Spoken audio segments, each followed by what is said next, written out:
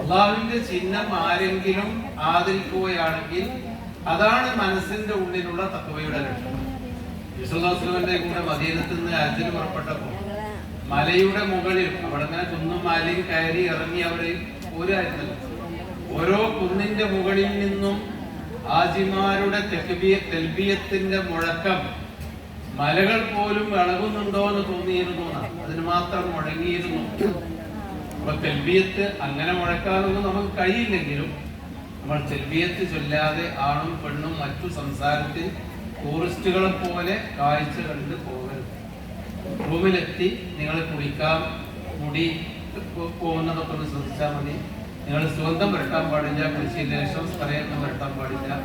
അതുപോലെ റൂമിൽ നിങ്ങൾക്ക് കിടന്നുറങ്ങാം, ഭക്ഷണം കഴിക്കും. ഈ ജമാഅത്ത് നടക്കുന്ന നേരത്ത് തവാഫിന് നിങ്ങൾ വിടില്ല. അപ്പൊ നിങ്ങൾ മക്കയിൽ എത്തുന്നത് ഒരു ജമാഅത്ത് നിസ്കരിക്കുന്ന നടത്തുന്ന നേരാണ്, അല്ലെങ്കിൽ ജമാഅത്തിനുള്ള ഒരു മണിക്കൂറേ ഉള്ളൂ എങ്കിൽ നിങ്ങൾ വിടൂല. മിക്കവാറും രാത്രി ഇശാ കഴിഞ്ഞിട്ടോ അല്ലെങ്കിൽ സുബഹി കഴിഞ്ഞ് നൂറിന്റെ ഇടയിലോ ആണ് മിക്കവാറും തവാഫിന് പോകാനുള്ളൊരു സൗകര്യപ്രദമായ സമയം. അപ്പൊ നിങ്ങൾ റൂമിൽ നിന്ന് ഒന്നും എടുത്ത് ഹജ്ജിന്റെ കർമ്മങ്ങളിൽ ഇപ്പോ തവാഫ്, സഅയ്, കല്ലേറ്, മിനായിൽ താമസിക്കുക, അറഫ, മുസ്ദലിഫയിൽ താമസിക്കുക, ഇങ്ങനെയൊക്കെ ഉള്ള കർമ്മങ്ങളിൽ ഒന്നു നിർബന്ധമുള്ളത് തവാഫിന് മാത്രമാണ്. സഅയിന് പോലും ഒന്നും നിർബന്ധമല്ല. ഒന്നും എപ്പോഴും ഉണ്ടാവേണ്ടത് നിർബന്ധമുണ്ടോ? നമ്മൾക്കൊക്കെ ഒന്നും ഉണ്ടാവുമല്ലോ പലർക്കും. അപ്പോ ഒന്നു നിർബന്ധമുള്ള ഏക കർമ്മം തവാഫ് മാത്രമാണ്. അല്ലാത്ത സമയത്ത് ഒന്നു നഷ്ടപ്പെട്ടാലും കുഴപ്പമില്ല എന്നർത്ഥം. അപ്പൊ നിങ്ങൾ തവാഫിന്റെ സമയത്ത് ഒന്നു എടുത്തുകൊണ്ട് നിങ്ങൾ പുറപ്പെടും. ഞാൻ പറയാൻ വിട്ടുപോയ ഒരു കാര്യം, ഇഹ്റാം ചെയ്യാൻ വേണ്ടി നിങ്ങൾ വിമാനത്തിൽ നിന്നൊന്ന് ചെല്ലിയല്ലോ ഇഹ്റാമിലേക്ക് പ്രവേശിച്ചത്. അതെന്തേനു? അല്ലാഹുമ്മ ലബ്ബൈക ഉംറത്തൻ. അതാണ്. ഈ സമയത്ത് ചില ആളുകൾ മക്കൾക്ക് വേണ്ടിയോ വാപ്പാക്ക് വേണ്ടിയോ ഉമ്മക്ക് വേണ്ടിയോ ഒക്കെയാണ് ഇഹ്റാം ചെയ്യുന്നതെങ്കിൽ, അതായത് നിങ്ങൾ ഹജ്ജും ഉംറയും കഴിഞ്ഞിട്ടുണ്ടെങ്കിൽ രണ്ടാമത്തെ ഉംറയും ഹജ്ജും നിങ്ങൾ ഉപ്പാക്കോ ഉമ്മാക്കോ മരിച്ചുപോയ ആളുകൾക്കെങ്കിലും വേണമെങ്കിൽ ചെയ്യാം. അങ്ങനെ ചെയ്യുമ്പോൾ അല്ലാഹുമ്മ ലബ്ബൈക ഉംറത്തൻ എന്ന് നിങ്ങൾ ഹജ്ജിലേക്ക് ഉംറയിലേക്ക് പ്രവേശിക്കുമ്പോൾ, അല്ലാഹുവേ എൻ്റെ ഉപ്പ മുഹമ്മദ് കുട്ടി എന്ന ആളിന് വേണ്ടിയാണ്, അല്ലെങ്കിൽ എൻ്റെ ഉമ്മ ഫാത്തിമ എന്ന ആൾക്ക് വേണ്ടിയാണ് ഞാൻ ഈ ഉംറ ചെയ്യുന്നത്, അവർക്ക് ഇതിന്റെ പ്രതിഫലം നൽകണമേ എന്ന് ഒരു പ്രാർത്ഥനയോടുകൂടി നിങ്ങൾ തുടങ്ങിയിട്ട് തൽബിയത്തിന്റെ സമയത്തും അവരെ ഓർത്തുകൊണ്ട് അവർക്ക് വേണ്ടിയുള്ള പ്രാർത്ഥനയോടുകൂടി നിങ്ങൾ തൽബിയത്ത് ചൊല്ലി നിങ്ങളുടെ റൂമിൽ നിന്ന് പുറപ്പെടുന്നു ഹറമിലേക്ക്. അതിന് സാധനങ്ങളൊന്നും വേണ്ട. ഹറമിലേക്ക് നിങ്ങൾ തൽബിയത്ത് ചൊല്ലി കൂട്ടമായി പുറപ്പെടുന്നു. ആരെങ്കിലും ഒരു പരിചയമുള്ള ആളുണ്ടാവുന്നതൊക്കെ നല്ലതാണ്, അല്ലെങ്കിൽ പ്രശ്നമൊന്നുമില്ല. ഹറമിലേക്ക് വന്നാൽ നിങ്ങൾ ഹറമിന്റെ മുറ്റത്തിൽ കൂടി തൽബിയത്ത് ചൊല്ലിക്കൊണ്ട് അങ്ങനെ ഉള്ളിലേക്ക്, പള്ളിയുടെ ഉള്ളിലേക്ക് കടക്കുന്നു. പള്ളിയുടെ ഉള്ളിലേക്ക് കടക്കുമ്പോൾ എല്ലാ പള്ളിയിലും, നമ്മുടെ നാട്ടിലുള്ള എല്ലാ പള്ളിയിലും കയറുമ്പോൾ ചെല്ലേണ്ട ദിക്ർ തന്നെയാണ് അല്ലാഹുമ്മ ഫ്തഹ് ലി അബ്വാബ റഹ്മതിക. കുറച്ചുകൂടി വിശദമായി ചെല്ലുകയാണെങ്കിൽ അഊദു ബിവജ്ഹിഹിൽ കരീം വസുൽത്താനിഹിൽ അളീം മിനശ് ശൈത്വാനിർ റജീം അല്ലാഹു ബിസ്മില്ലാഹിർ റഹ്മാനിർ റഹീം അല്ലാഹുമ്മ ഫ്തഹ് ലി അബ്വാബ റഹ്മതിക. അത് നമ്മൾ കിട്ടുന്നത് ചെല്ലിയാൽ മതി. നിങ്ങൾ ചെല്ലുന്നത് ചെല്ലിയാൽ മതി. അവിടെ പിടിച്ചിട്ട് നീ ഒരു പ്രത്യേക ദിക്ർ ചെല്ലാൻ വേണ്ടി മനാസിക്ക് തുറന്ന് ബുദ്ധിമുട്ടേണ്ട കാര്യമില്ല. പള്ളിയിലേക്ക് നിങ്ങൾ വലതു കയ്യിൽ വെച്ച് ഹറമിന്റെ ഉള്ളിലേക്ക് കടക്കുന്നു. ഹറമിന്റെ ഉള്ളിൽ പ്രവേശിച്ചാൽ കുറെ മുന്നോട്ട് നടന്നാൽ പിന്നെ സ്റ്റെപ്പ് ഇറങ്ങി താഴോട്ട് പോകണം. പിന്നെയും മുന്നോട്ട് നടന്നാൽ പിന്നെ സ്റ്റെപ്പ് ഇറങ്ങണം. അങ്ങനെ സ്റ്റെപ്പായിട്ടാണ് ഹറമിന്റെ ഒരു കടപ്പ്. അത് കഴിഞ്ഞാൽ പിന്നീട് നിങ്ങൾ മതാഫിലേക്കാണ് ഈ ചുറ്റുന്നത്. ഈ കാണുന്നത് ആ കഅബ നിൽക്കുന്ന ആ ഭാഗമാണ് മതാഫ്. അത് തുറന്നു കിടക്കുന്ന സ്ഥലം. അതിന് മേൽക്കൂര ഇല്ലാതെ തുറന്നു കിടക്കുന്ന, മഴയും വെയിലും കൊള്ളുന്ന സ്ഥലമാണ്. അതിനപ്പുറത്ത് കാണുന്നത് കഅബയുടെ ആ തട്ടിന്റെ പുകൾ തട്ടാണ്. അവിടെയും തുറന്നു കിടക്കുകയാണ്. ഒരു നിങ്ങൾ തട്ടിന്റെ ഉള്ളിൽ കൂടിയാണ് നിങ്ങൾ കടക്കുക. താഴെ ഭാഗത്ത് കൂടി കടന്ന് സ്റ്റെപ്പ് ഇറങ്ങി നിങ്ങൾ തൽബിയത്ത് ചൊല്ലിക്കൊണ്ട് അങ്ങനെ ഇറങ്ങി ഈ മുറ്റത്ത് എത്തിക്കഴിഞ്ഞാൽ, തവാഫ് ചെയ്യുന്ന മുറ്റത്ത് എത്തിക്കഴിഞ്ഞാൽ നിങ്ങൾ തൽബിയത്ത് നിർത്തണം. അപ്പൊ വിമാനത്തിൽ നിന്ന് തുടങ്ങിയ തൽബിയത്ത് അങ്ങനെ ഇറങ്ങി ഹറമിന്റെ ഉള്ളിലേക്ക് നിങ്ങൾ കടക്കുമ്പോൾ നമസ്കരിക്കുന്നവരുണ്ടാകും, ഇങ്ങോട്ട് തവാഫ് കഴിഞ്ഞ് പോരുന്നവരുണ്ടാകും, അവിടെ കിടക്കുന്നവരുണ്ടാകും, ദിക്ർ ചെല്ലുന്നവരുണ്ടാകും, അവിടെ ക്ലാസ് എടുക്കുന്ന ആളുകൾ ഉണ്ടാകും, അവിടുത്തെ ഷെയ്ഖുമാര് അതൊന്നും നിങ്ങൾ അതിലൊന്നും അപ്പൊ പങ്കെടുക്കേണ്ട. കയറിയാൽ പള്ളിയിൽ നമസ്കരിക്കും വേണ്ട. തഹിയ്യത്തും ഈ കയറ്റത്തിലില്ല. ആദ്യമായി ചെല്ലുമ്പോൾ നേരെ നിങ്ങൾ മത്താഫ് തവാഫ് ചെയ്യുന്ന മുറ്റത്ത് എത്തിക്കഴിഞ്ഞാൽ, ഇതാണ് തവാഫ് ചെയ്യുന്ന മുറ്റം എന്ന് പറയുന്നത്. ഇത് ഇത്രയും വരയിട്ട് ഇങ്ങനെ നടക്കുന്നത് നമ്മുടെ കോവിഡ് കാലത്ത് അകലം പാലിച്ചുള്ള ഒരു തവാഫിന്റെ രൂപമാണ്. അത് കുറച്ചും കൂടി വ്യക്തമാണല്ലോ. അങ്ങനെ അകലമല്ല, ഒരു സൂചി പോലും മുകളിൽ നിന്ന് വീണാൽ താഴോട്ട് വീഴാത്ത അത്രയധികം ആളുകൾ അങ്ങനെ തിങ്ങി നിറഞ്ഞ ഒരു അവസ്ഥയാണ് കണ്ടീനങ്ങൾ. ഇതാണ് മത്താഫ്. ആ മത്താഫിൽ എത്തിക്കഴിഞ്ഞാൽ തെൽബിയത്ത് അവസാനിപ്പിക്കുന്നു. ഇനി ആണുങ്ങളായ നമ്മുടെ ഈ മുണ്ട്, പുതച്ച മുണ്ട്, അതെടുത്തിട്ട് ഈ വലത്തെ കൈ പുറത്തിടുന്ന വിധത്തിൽ, അതായത് കക്ഷത്തിൽ കൂടി ആ മുണ്ടിടുന്നു. അതാണ് ആ കാണുന്ന രൂപം. ഇതെന്തിനാന്ന് വെച്ചാൽ ഈ വലത്തെ കൈ നമുക്ക് ഉയർത്തിയിട്ട് തവാഫ് തുടങ്ങുമ്പോൾ ഉയർത്തി ദിക്ർ ചെല്ലാനുണ്ട്. ആ വലത്തെ കൈ പുറത്താക്കണം. അതാ മുറ്റത്തിറങ്ങിയ മനുഷ്യൻ. ഇപ്പൊ ഇവിടെ തന്നെ ആളുകൾ ഈ വലത്തെ കൈ ഇൽത്തിബായ് ചെയ്തിട്ട്, ഇൽത്തിബായ് എന്ന കക്ഷത്തിൽ കൂടി മുണ്ടിടാന്നാണ് എന്റെ അർത്ഥം. സ്ത്രീകൾക്കൊന്നും ചെയ്യാനില്ല. അങ്ങനെ ഈ മുണ്ട അവിടെ വെച്ച് ഇടുന്നു. പിന്നീട് നമ്മൾ കഅബയുടെ ഈ സ്ഥലം, ഹജറുൽ അസ്വദ്, കഅബയുടെ ആ മൂല നോക്കൂ നിങ്ങൾ. ഒന്ന് ഹജറുൽ അസ്വദ് ആയ മൂലയാണ്. അത് കഴിഞ്ഞിങ്ങനെ നടന്നു പോയാൽ മറ്റൊരു മൂല കാണാം, മൂന്നാമത്തെ മൂല, നാലാമത്തെ മൂല. പിന്നീടാണ് ഈ ഹജറുൽ അസ്വദിന്റെ അടുത്തേക്ക് വരാം. അപ്പൊ ഇതിന്റെ ചുറ്റുമാണ് നമ്മൾ തവാഫ് ചെയ്യേണ്ടത്. നിങ്ങൾ ആരും ഗൈഡുകളും കാണിച്ചു തരാൻ ആരുമില്ലെങ്കിലും നിങ്ങളൊന്നും പരിഭ്രമിക്കണ്ട. നിങ്ങൾ ഇവിടെ എത്തിക്കഴിഞ്ഞാൽ നിങ്ങൾ ആ ഭാഗത്ത് നിന്ന്, അതായത് നിങ്ങളുടെ റൂം ഈ ഭാഗത്താണെങ്കിൽ റൂമിൽ നിന്നാണല്ലോ നമ്മൾ വരിക. അപ്പൊ കഅബയിലേക്ക് നിങ്ങൾ ആ ഭാഗത്ത് കൂടി കിടക്കും. ചിലവരുടെ റൂം ആ ഭാഗത്തായിരിക്കും, ചിലവർ ഇവിടെ ആയിരിക്കും. ചില ആളുകൾ അവരുടെ റൂം ഈ ഭാഗത്താണെങ്കിൽ ഈ ഹജറുൽ അസ്വദിന്റെ നേരെയുള്ള മുറ്റത്ത് ഇറങ്ങാം. എവിടെ നിങ്ങൾ ഇറങ്ങിയാൽ ആ ഭാഗത്താണ് ഇറങ്ങുന്നതെങ്കിൽ ആളുകൾ ഇങ്ങനെ തവാഫ് ചെയ്തുകൊണ്ടേ ഇരിക്കുന്നുണ്ടാവും. അപ്പൊ നിങ്ങൾ വേണ്ടത് ആ കൂട്ടത്തിൽ അങ്ങനെ നടന്ന് വന്നിട്ട് ഇവിടെ എത്തുകയാണ്. ഇവിടെ എത്തിക്കഴിഞ്ഞാൽ ഹജറുൽ അസ്വദിലുള്ള ഈ മൂല, അത് നിങ്ങൾക്ക് തിരിച്ചറിയാതെ മൂല. ആരും പരിഭ്രമിക്കേണ്ട. ആണായിരുന്നാലും പെണ്ണായിരുന്നാലും അത് നിങ്ങൾ തിരിച്ചറിയാതെ പോലെ അവിടെ അടയാളങ്ങളുണ്ട്. ആളുകൾ ഇങ്ങനെ നിന്ന് കൈ ഉയർത്തുന്നത് കാണാം. ഈ ഭാഗത്ത് ഇങ്ങനെ നിന്ന് നിന്നാൽ പുറത്തേക്ക് നോക്കിയാൽ അവിടെ ലൈറ്റ് ഉണ്ട്. പള്ളിയുടെ ഉള്ളിൽ ലൈറ്റ് കാണാം. ഹജറുൽ അസ്വദിന്റെ നേരെയുള്ള ഈ മുറ്റത്ത്, ഇതാണ് മുറ്റമെങ്കിൽ അപ്പുറത്തുന്ന ഒരു പച്ച ലൈറ്റ് ഇങ്ങനെ കാണാം. ആ ലൈറ്റിന്റെ നേരെ ഇവിടെ എത്തുമ്പോൾ നമ്മൾ തവാഫ് ആരംഭിക്കൽ ഇവിടെ നിന്നാണ്. അവിടെ തന്നെ വേണ്ട.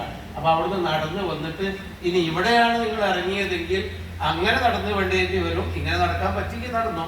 ഏതായാലും ഇവിടെ നിങ്ങൾ എത്തുന്നു, നമ്മൾ തവാഫ് ആരംഭിക്കുന്നു. തവാഫ് ആരംഭിക്കുമ്പോൾ ഹജറുൽ അസ്വദിന്റെ ആ ഭാഗത്ത്, ഹജറുൽ അസ്വദ് എന്ന് പറയുന്നത് കഅബ ഇബ്രാഹിം നബി അലൈഹിസ്സലാം പടുത്തുണ്ടാക്കിയപ്പോ ഇതുകൊണ്ട് കല്ല് പടുത്തതാണ്. ഈ കാണുന്നത് കില്ലയാണ്. കഅബയുടെ ആ പട്ട് കൊണ്ട് പൊതിഞ്ഞ ആ തുണിയാണ് ഈ കാണുന്നത്. ഇതാണ് പൊക്കി നോക്കിയാൽ ഇത് കല്ലാണ്, കരിങ്കല്ലാണ്. ഇബ്രാഹിം നബി അലൈഹിസ്സലാം ഉണ്ടാക്കിയ ആ കരിങ്കല്ലല്ല ഇപ്പൊ ഉള്ളത്. 5-6 പ്രാവശ്യം ഇതിനെ പുനരുദ്ധരിച്ചിട്ടുണ്ട്. ഇതൊക്കെ വെള്ളം വന്ന് പൊളിഞ്ഞു പോയിട്ട് വീണ്ടും പലപ്പോഴും പുനരുദ്ധരിച്ചിട്ടുണ്ട്. അപ്പൊ ഈ കില്ലയാണ് ഈ കാണുന്നത്. അവിടെ കഅബന്റെ ആ കല്ല് നമ്മൾ അങ്ങനെ കണ്ടോളാം. ചിലപ്പോൾ ഉയർത്തി വെച്ചത് പൗതിയൊക്കെ ഉയർത്തി കാണാം. അപ്പൊ ഇവിടെ എത്തുമ്പോ കഅബ പടുത്തുയർത്തിയപ്പോ ഒരാൾക്ക് കുമ്പിട്ട് നിന്നാൽ എത്താവുന്ന ദൂരത്ത് ഈ മൂലയിൽ കോർണറില് ഈ കല്ലുണ്ട്. അവിടെ ഒരു റൗണ്ടില് വെള്ളിയോണ്ട് കെട്ടിയിട്ട് അതിന്റെ ഉള്ളിലാണ് ഈ കല്ലുള്ളത്. ഈ കല്ല് കൊണ്ട് ഈ കല്ലിന്റെ അടുത്ത് നിന്ന് ഒന്നുകിൽ കല്ല് തൊട്ടിട്ട് കൈ ചുംബിച്ച് തവാഫ് ചെയ്യലാണ് വേണ്ടത്. അതല്ലെങ്കിൽ ആ കല്ല് തൊടാൻ പറ്റാത്ത അവസരത്തിൽ വടിയുള്ള ആളുകൾ, പണ്ട് വിശ്വാസത്തിന്റെ കാലത്തൊക്കെ വടി കുത്തിപ്പിടിച്ച് വന്നിരുന്ന ആളുകളുണ്ട്. വടി കൊണ്ട് തൊട്ടിട്ട് ആ വടി ചുംബിച്ചിരുന്നു, അതും ഉണ്ടായിട്ടുണ്ട്. ഇനി അതല്ലെങ്കിലോ ആ കല്ലിന്റെ നേരെ നിന്ന് ബിസ്മില്ലാഹി അല്ലാഹു അക്ബർ, അതാണ് ഇവിടെ നിന്നിട്ട് ബിസ്മില്ലാഹി അല്ലാഹു അക്ബർ. അതിനാണ് ഈ കൈ ഇങ്ങനെ സ്ത്രീകളും കൈ പൊക്കിയിട്ട് ബിസ്മില്ലാഹി അല്ലാഹു അക്ബർ എന്ന് ചെല്ലാം. ഇവിടെ നമ്മളെ ചെല്ലുമ്പോ, നിങ്ങളൊക്കെ നമ്മളെ കേരളക്കാർ ചെല്ലുമ്പോ ഒരിക്കലും ഹജറുൽ അസ്വദ് ചുംബിക്കാൻ വേണ്ടി നിങ്ങൾ മെനക്കെടേണ്ടതില്ല. ഒരിക്കലും അത് കഴിയില്ല. കാരണം ആളുകൾ ഇപ്പൊ അവിടെ എത്തി തുടങ്ങി. നിങ്ങൾ ലൈവ്, അറബിന്റെ ലൈവ് നോക്കിയാൽ മതി. ആളുകൾ ആജിമാരെ അവിടെ എത്തി തുടങ്ങിയിട്ടുണ്ട്. അപ്പൊ നിങ്ങൾക്ക് ചുംബിക്കാൻ കഴിയില്ല. പിന്നെ വടിയൊന്നും നമ്മളെ കയ്യിലില്ലല്ലോ. തൊട്ട് ചുംബിക്കാൻ കഴിയില്ല, നേരിട്ട് ചുംബിക്കാൻ കഴിയില്ല, തൊട്ട് ചുംബിക്കാനും കഴിയില്ല. അത് ഒരു താഴ്പൂതിയാണ്. അല്ലാഹുവിന്റെ റസൂൽ അങ്ങനെ ചെയ്തു, നമ്മൾ അങ്ങനെ ചെയ്യും. റസൂൽ സഹാബിമാരോട് പറഞ്ഞു, ചുംബിച്ചവര് ചുംബിച്ചു, ചുംബിക്കാത്തവര് തൊട്ട് ചുംബിച്ചു. നീ വടിയോണ്ട് ചുംബിച്ചവർ അതുകൊണ്ട് കുഴപ്പമില്ല. നീ ചുംബിക്കാൻ കഴിയാത്തവര് തിരക്കൊന്നും വേണ്ട, നിങ്ങൾ അതിന് നേരെ നിന്ന് ബിസ്മില്ലാഹി അല്ലാഹു അക്ബർ എന്ന് ചൊല്ലിയാൽ മതി. അപ്പൊ നമ്മൾ അതാണ് പറയുന്നത്, നിങ്ങളത് ചെയ്താൽ മതി. കുറച്ചും കൂടി ആ തവാഫിന്റെ തിരക്കിൽ നിന്ന് ഒഴിവ് ആ പുറത്തേക്കുള്ള റൗണ്ടിൽ നിന്നിട്ട് ബിസ്മില്ലാഹി അല്ലാഹു അക്ബർ അത് ചൊല്ലുന്നു. പിന്നെ നമ്മൾ നടത്തം തുടങ്ങുന്നു. അതാ നമ്മൾ പിന്നെ കഅബന്റെ ഈ ചുറ്റുഭാഗത്ത് കൂടി ഇങ്ങനെ നടത്തം തുടങ്ങുകയാണ് ഈ ബിസ്മില്ലാഹി അല്ലാഹു അക്ബർ എന്ന് ചൊല്ലിയത്. അപ്പൊ നമ്മൾ നിങ്ങൾക്ക് സംശയം ഉണ്ടാവും, ഈ കഅബ ആദ്യമായി കാണുമ്പോൾ എന്തോ ചെല്ലാണ്ടാവും. ചെല്ലാനുള്ളത് നിങ്ങൾ പഠിച്ചിട്ടുണ്ടെങ്കിൽ ചെല്ലിക്കോ. പക്ഷെ അത് സഹിയായി അത്ര പ്രബലമായി വന്നതും അത് ചെല്ലണം എന്ന് നിർബന്ധമുള്ളതൊന്നും അല്ല. അല്ലാഹു മസ്ജിദ് ഹാദൽ ബൈത തഅദീമൻ വതശ്രീഫൻ വതക്രീമ എന്ന് തുടങ്ങിയ ഒരു പ്രാർത്ഥന ഉണ്ട്. അല്ലാഹുവേ, ഈ വീടിന് എപ്പോഴും നീ മഹത്വവും പിന്നെ ശ്രേഷ്ഠതയും നൽകണമേ എന്നുള്ള അർത്ഥമുള്ള അത് ചെല്ലല് സഹിയായി വന്ന അത്ര പ്രബലമായി വന്നതൊന്നും അല്ല. എന്നാ അറിയുന്നവരുണ്ടെങ്കിൽ ചൊല്ലുന്നതിന് കുറ്റമില്ല, ഒരു പ്രാർത്ഥനയാണ്, അത്രയേ ഉള്ളൂ. അപ്പൊ നമ്മൾ നടത്തം തുടങ്ങുക. അത് ഉമ്മാനെ പിടിക്കണം, ഭാര്യയാണെങ്കിൽ ഭാര്യന്റെ കൈ പിടിച്ചോ. ആളുകൾ തിങ്ങിത്തെറിഞ്ഞായിരിക്കും, നല്ല ശ്രദ്ധിക്കണം. കാരണം ഈ ആഫ്രിക്കൻ രാജ്യങ്ങളിൽ നിന്നൊക്കെ വരുന്ന ആളുകൾക്ക് അവരൊരു പോക്കാണ്, ഒരു കാറ്റ് കൊടുങ്കാറ്റ് പോകുന്ന മാതിരി ഒരു പോക്ക്. നമ്മളതിന്റെ ഇടയിൽ പെട്ടുപോയാലൊക്കെ പ്രയാസമാകുമ്പോൾ നമ്മൾ തന്നെ പിടിച്ചു നല്ല ഭദ്രമായി പിടിക്കണം. ആരും ഉപദ്രവിക്കാനില്ല, എല്ലാവരും ഒന്നാം തരത്തേക്ക് വന്നോലിനാണ്. പക്ഷെ അവരുടെ ഒരു ശൈലി അതാണെന്ന് മാത്രം. അതാണ് നിസ്കരിക്കാൻ നിൽക്കുമ്പോൾ ഈ കുട്ടികളുടെ അടുത്തൊക്കെ നിന്നാൽ കണ്ടില്ല, ചിലപ്പോൾ ഒരു ഇങ്ങനെയൊക്കെ ആക്കും, ഇങ്ങനെ ആക്കും, നമുക്കൊരു പ്രതികേടുണ്ടാവും. അതുപോലെയാണ് അവരുടെ ആ നടത്തൊക്കെ കാണുമ്പോൾ അവരെ കൈയൊക്കെ തട്ടുമ്പോൾ നമുക്കൊരു പ്രയാസമായിരിക്കും. പക്ഷെ നമ്മൾ നല്ല ശ്രദ്ധിച്ച് ഒരു ഒഴിഞ്ഞു നടന്നാൽ മതി. ആദ്യം തെൽബിയത്ത് ചൊല്ലി പിന്നെ നമ്മൾ പ്രാർത്ഥന എങ്ങനെയാണ്, നമ്മൾ എന്തൊക്കെ ചെല്ലാനുള്ളത്, ഒന്നാം ചുറ്റിൽ ഇന്നത്, രണ്ടാം ചുറ്റിൽ ഉള്ളത്, അങ്ങനെ ഒരു പ്രാർത്ഥനയും നബി പഠിപ്പിച്ചിട്ടില്ല. നബി പറഞ്ഞത് സബ്ബിഹു വകബ്ബിറു വഹല്ലിലു വദഉ റബ്ബക്കും, നിങ്ങൾ തക്ബീർ ചൊല്ലിക്കോളി, തഹ്ലീൽ ചൊല്ലിക്കോളി, നിങ്ങൾ പിന്നെ തസ്ബീഹ് ചൊല്ലിക്കൊള്ളുക, നിങ്ങളുടെ റബ്ബിനോട് നിങ്ങൾ പ്രാർത്ഥിക്കുക എന്നാണ്. നബി സല്ലല്ലാഹു അലൈഹി വസല്ലമ തവാഫ് തുടങ്ങുമ്പോൾ ഒരു ഖുർആനിന്റെ കുറച്ച് ഭാഗങ്ങൾ ഓതിയത്. അപ്പൊ നിങ്ങൾ ബിസ്മില്ലാഹി അല്ലാഹു അക്ബർ എന്ന് പറഞ്ഞ് ഒരു ഫാത്തിഹയോ ഒരു ഖുൽ ഹുവല്ലയോ അല്ലെങ്കിൽ ഖുൽ അഊദു ബിറബ്ബിൽ ഫലഖോ ഔദും ബിസ്മി ഓതിയിട്ട് ഔദു ഓതാതെ ഖുർആൻ ആരംഭിക്കരുത്.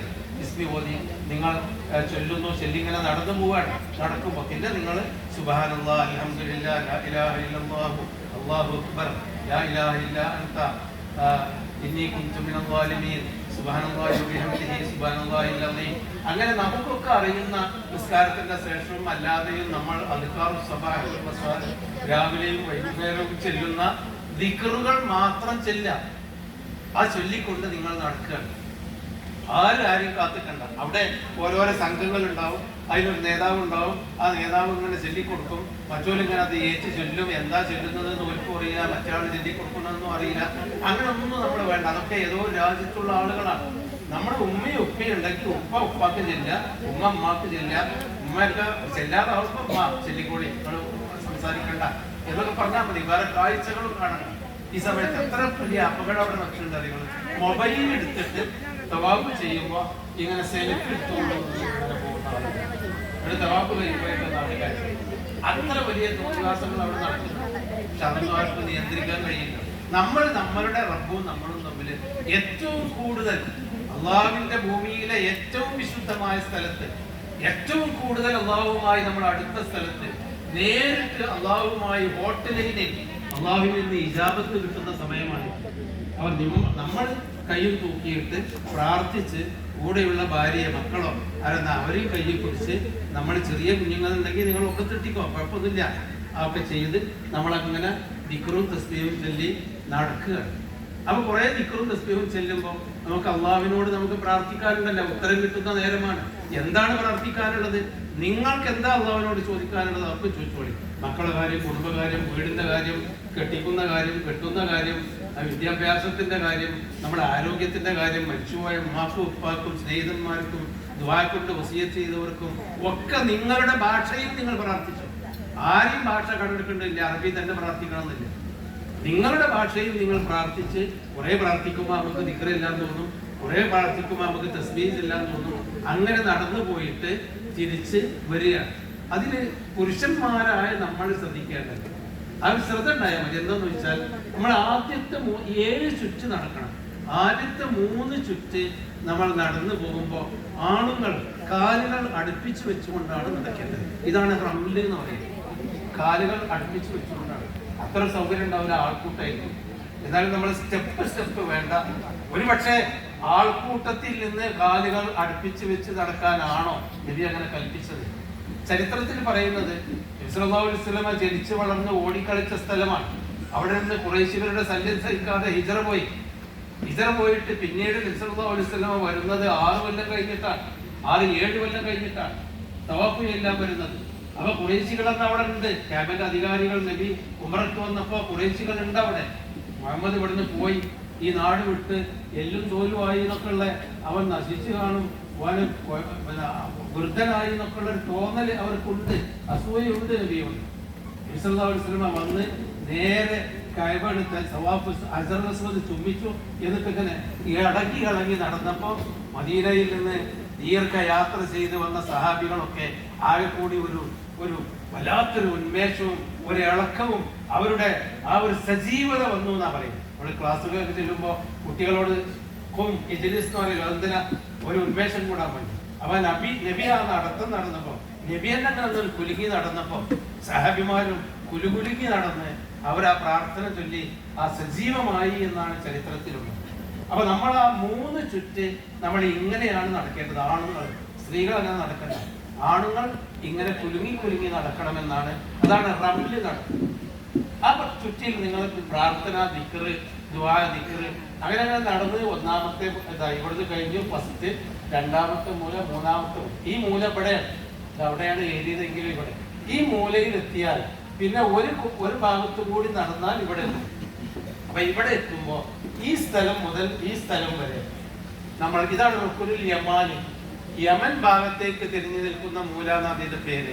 കഅബന്റെ മൂല അന്ന് നമ്മൾ പറയുമ്പോ നമ്മൾ പറയാലോ, ഇത് പാണ്ടിക്കാട് റോഡ്, അത് പെരിന്തൽമണ്ണ റോഡ്, അത് പാലക്കാട് റോഡ്. നമ്മളങ്ങനെ പാലക്കാടല്ലോ. അതുപോലെ കഅബക്ക് പേരിട്ടപ്പോ ഇത് ഇറാഖിന്റെ മൂല, ഇറാഖിന്റെ ഭാഗത്തുള്ള, ഇത് ഷാമിന്റെ ഭാഗത്തുള്ള മൂല, പലസ്തീനത്തോടെ, അത് യമനിന്റെ ഭാഗത്തുള്ള മൂല. അതാണ് റുക്നുൽ യമാനി എന്ന് പറഞ്ഞാൽ യമനിന്റെ ഭാഗത്തേക്കുള്ള മൂല എന്നാണ്. അപ്പോ ഈ റുക്നുൽ യമാനിന്റെ ഇവിടം മുതൽ ഇവിടെ വേണമെങ്കിൽ കൈ തൊടാം, മുത്തേണ്ട കാര്യമില്ല. ഇവിടെ നിന്ന് ഒന്നും ചെല്ലാനുമില്ല, ഒരു ദിക്റും തെക്കും അല്ലാഹു അക്ബർ ഇതൊന്നും ചെല്ലേണ്ട. ആളുകൾ ഇവിടുന്ന് ഒക്കെ ചെല്ലും, അതൊന്നും വേണ്ട. ഇവിടെ എത്തുമ്പോൾ തൊടാൻ പറ്റെങ്കിൽ തൊടാം, പക്ഷെ നമുക്ക് അതിനും കഴിയില്ല. നിങ്ങൾ ദൂരം കൂടിയായിരിക്കും തവാഫ് ചെയ്യുന്നത്. ഇവിടെ മുതൽ ഇവിടെ വരെ നിങ്ങൾ റബ്ബന ആതിനാ ഫിദ്ദുനിയ ഹസന വഫിൽ ആഖിറതി ഹസനതൻ വഖിനാ അദാബന്നാർ. ഇത് അറിയാത്ത ആരും ഇവിടെ ഇരിക്കുന്നുണ്ടാവില്ല. അല്ലാഹുവേ, ഞങ്ങളുടെ രക്ഷിതാവേ, ഞങ്ങൾക്ക് ഇഹലോകത്ത് നീ നല്ലത് തരണമേ, പരലോകത്തും നീ നല്ലത് തരണമേ, നരകശിക്ഷയിൽ നിന്ന് ഞങ്ങളെ നീ കാത്തു രക്ഷിക്കുകയും ചെയ്യണമേ. ഇതിനപ്പുറം നമുക്ക് എന്താ അല്ലാഹുവിനോട് പ്രാർത്ഥിക്കാനുള്ളത്? അതിന് മുമ്പ് നമ്മൾ പ്രാർത്ഥിച്ചപ്പോ പരപ്പടി തീർത്തു തരണം, മക്കളെ കെട്ടിച്ചിട്ടില്ല അത് ശരിയാക്കി തരണം, അതുപോലെ ഗർഭമുണ്ട് കുട്ടിക്ക് പ്രസവം ശരിയാക്കി തരണം, കുട്ടികളുടെ വിദ്യാഭ്യാസമാക്കണം, എനിക്ക് ഇബാദത്ത് ചെയ്യാൻ തൗഫീഖ് നൽകണം, ആരോഗ്യം വേണം, ദുനിയാവിന്റെ എല്ലാം നമ്മൾ നുള്ളിപ്പെറുക്കി പറഞ്ഞ് പ്രാർത്ഥിച്ചിരുന്നു. ഇവിടെ അത് വേണ്ട. ഇവിടെ രക്ഷിതാവേ, ഇഹലോകത്ത് നീ നല്ലത് തരണമേ. അപ്പൊ ഇഹലോകത്ത് എല്ലാം ഏർപ്പെട്ടു. പരലോകത്ത് നല്ലത് തരണമേ. അത് ഖബറിന്റെ ജീവിതവും രക്ഷയും സ്വർഗവും വിചാരണയും ഒക്കെ പെട്ടു. സിറാത്തുൽ പാലം ഒക്കെ കഴിഞ്ഞു. നരകശിക്ഷയിൽ നിന്ന് രക്ഷപ്പെടുത്തണമേ. അവർ ഒടുവിൽ പ്രാർത്ഥിക്കാണ്. അപ്പൊ ഈ ജാമ്യം നബി സല്ലല്ലാഹു അലൈഹി വസല്ലമ ജീവിതത്തിൽ ഏറ്റവും കൂടുതൽ പ്രാർത്ഥിച്ച പ്രാർത്ഥന അതാണ്. നമ്മളും അങ്ങനെ ആയിരിക്കണം. റബ്ബനാ ആതിനാ ഫിദ്ദുനിയ ഹസന എന്നുള്ളത് ഒരു 10 വട്ടെങ്കിലും ചെല്ലാത്തൊരു ദിവസം നമുക്ക് ഉണ്ടാവരുത്. അപ്പൊ ആ പ്രാർത്ഥന ചൊല്ലി ഇവിടെ എത്തുന്നു. ഇവിടെ എത്തിയാൽ അല്ലാഹു അക്ബർ കഴിഞ്ഞു. അപ്പൊ ഒരു ചുറ്റ തവാഫ് നമ്മൾ പഠിച്ചല്ലോ. നമ്മൾ ആരും സംശയിക്കണ്ട, ഞാൻ പഠിച്ചിട്ടില്ല അങ്ങനെയല്ല, ഒന്നുമില്ല. നിങ്ങളാരും നിങ്ങളെ കൂട്ടിനില്ല. അല്ലെങ്കിൽ സ്ത്രീകൾ സഹോദരിമാരൊക്കെ ഭർത്താവുണ്ട് കൈവിട്ട് പോയാൽ പോലും നിങ്ങൾ പേടിക്കണ്ട. അള്ളാഹുവിന്റെ വീട്ടിലെ വിരുന്നുകാരാണ്.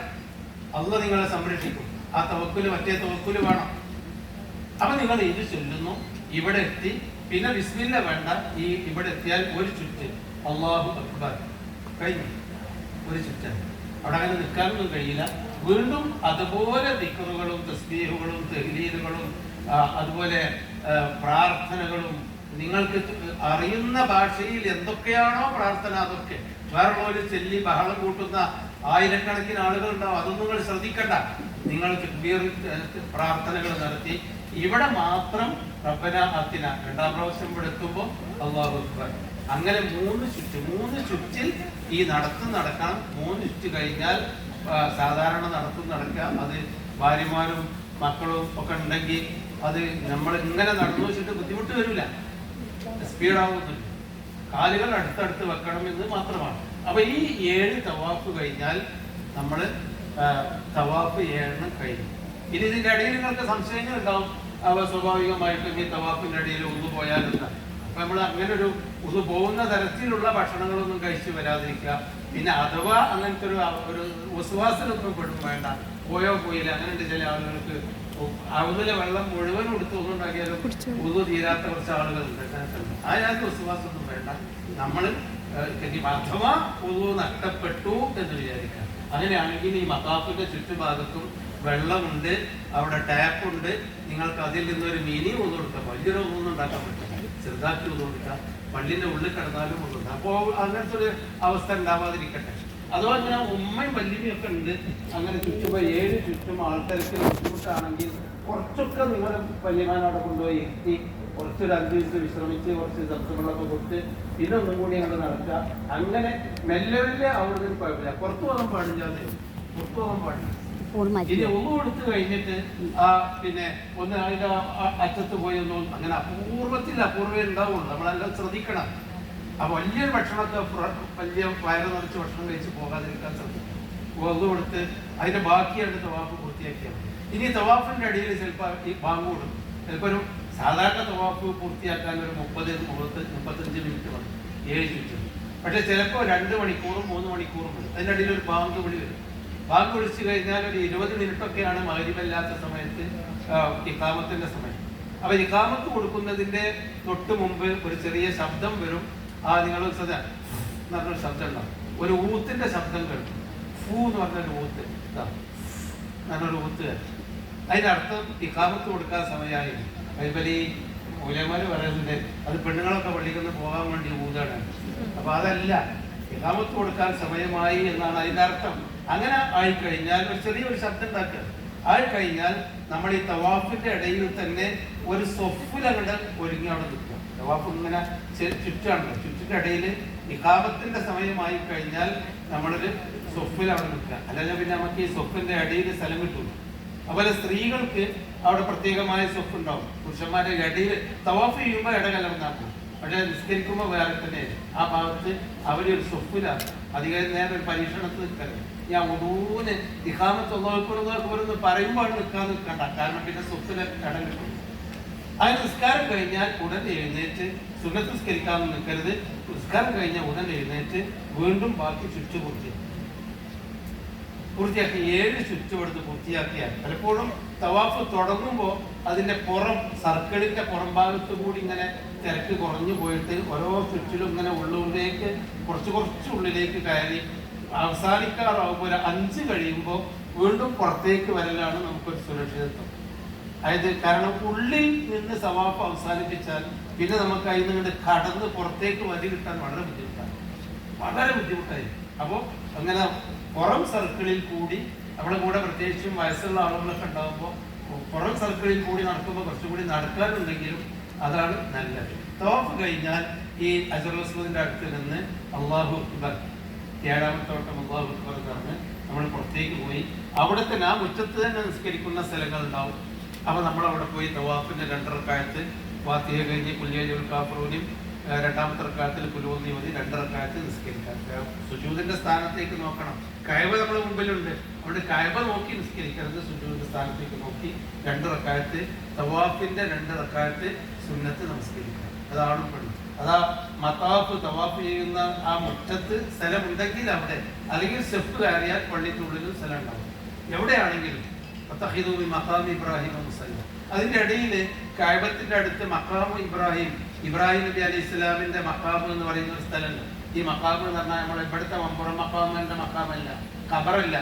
ഇബ്രാഹിം നബി അലൈഹി ഇസ്ലാം ഇസ്മായിൽ അലൈഹി ഇസ്ലാമിന്റെ കൂടെ കഅബ പടുത്തുയർത്താൻ വേണ്ടി പണിയെടുത്തപ്പോൾ മുകളിലേക്ക് കല്ല് എത്തിക്കാൻ വേണ്ടി കയറി നിന്ന സ്ഥലമാണ് മഖാമു ഇബ്രാഹിം.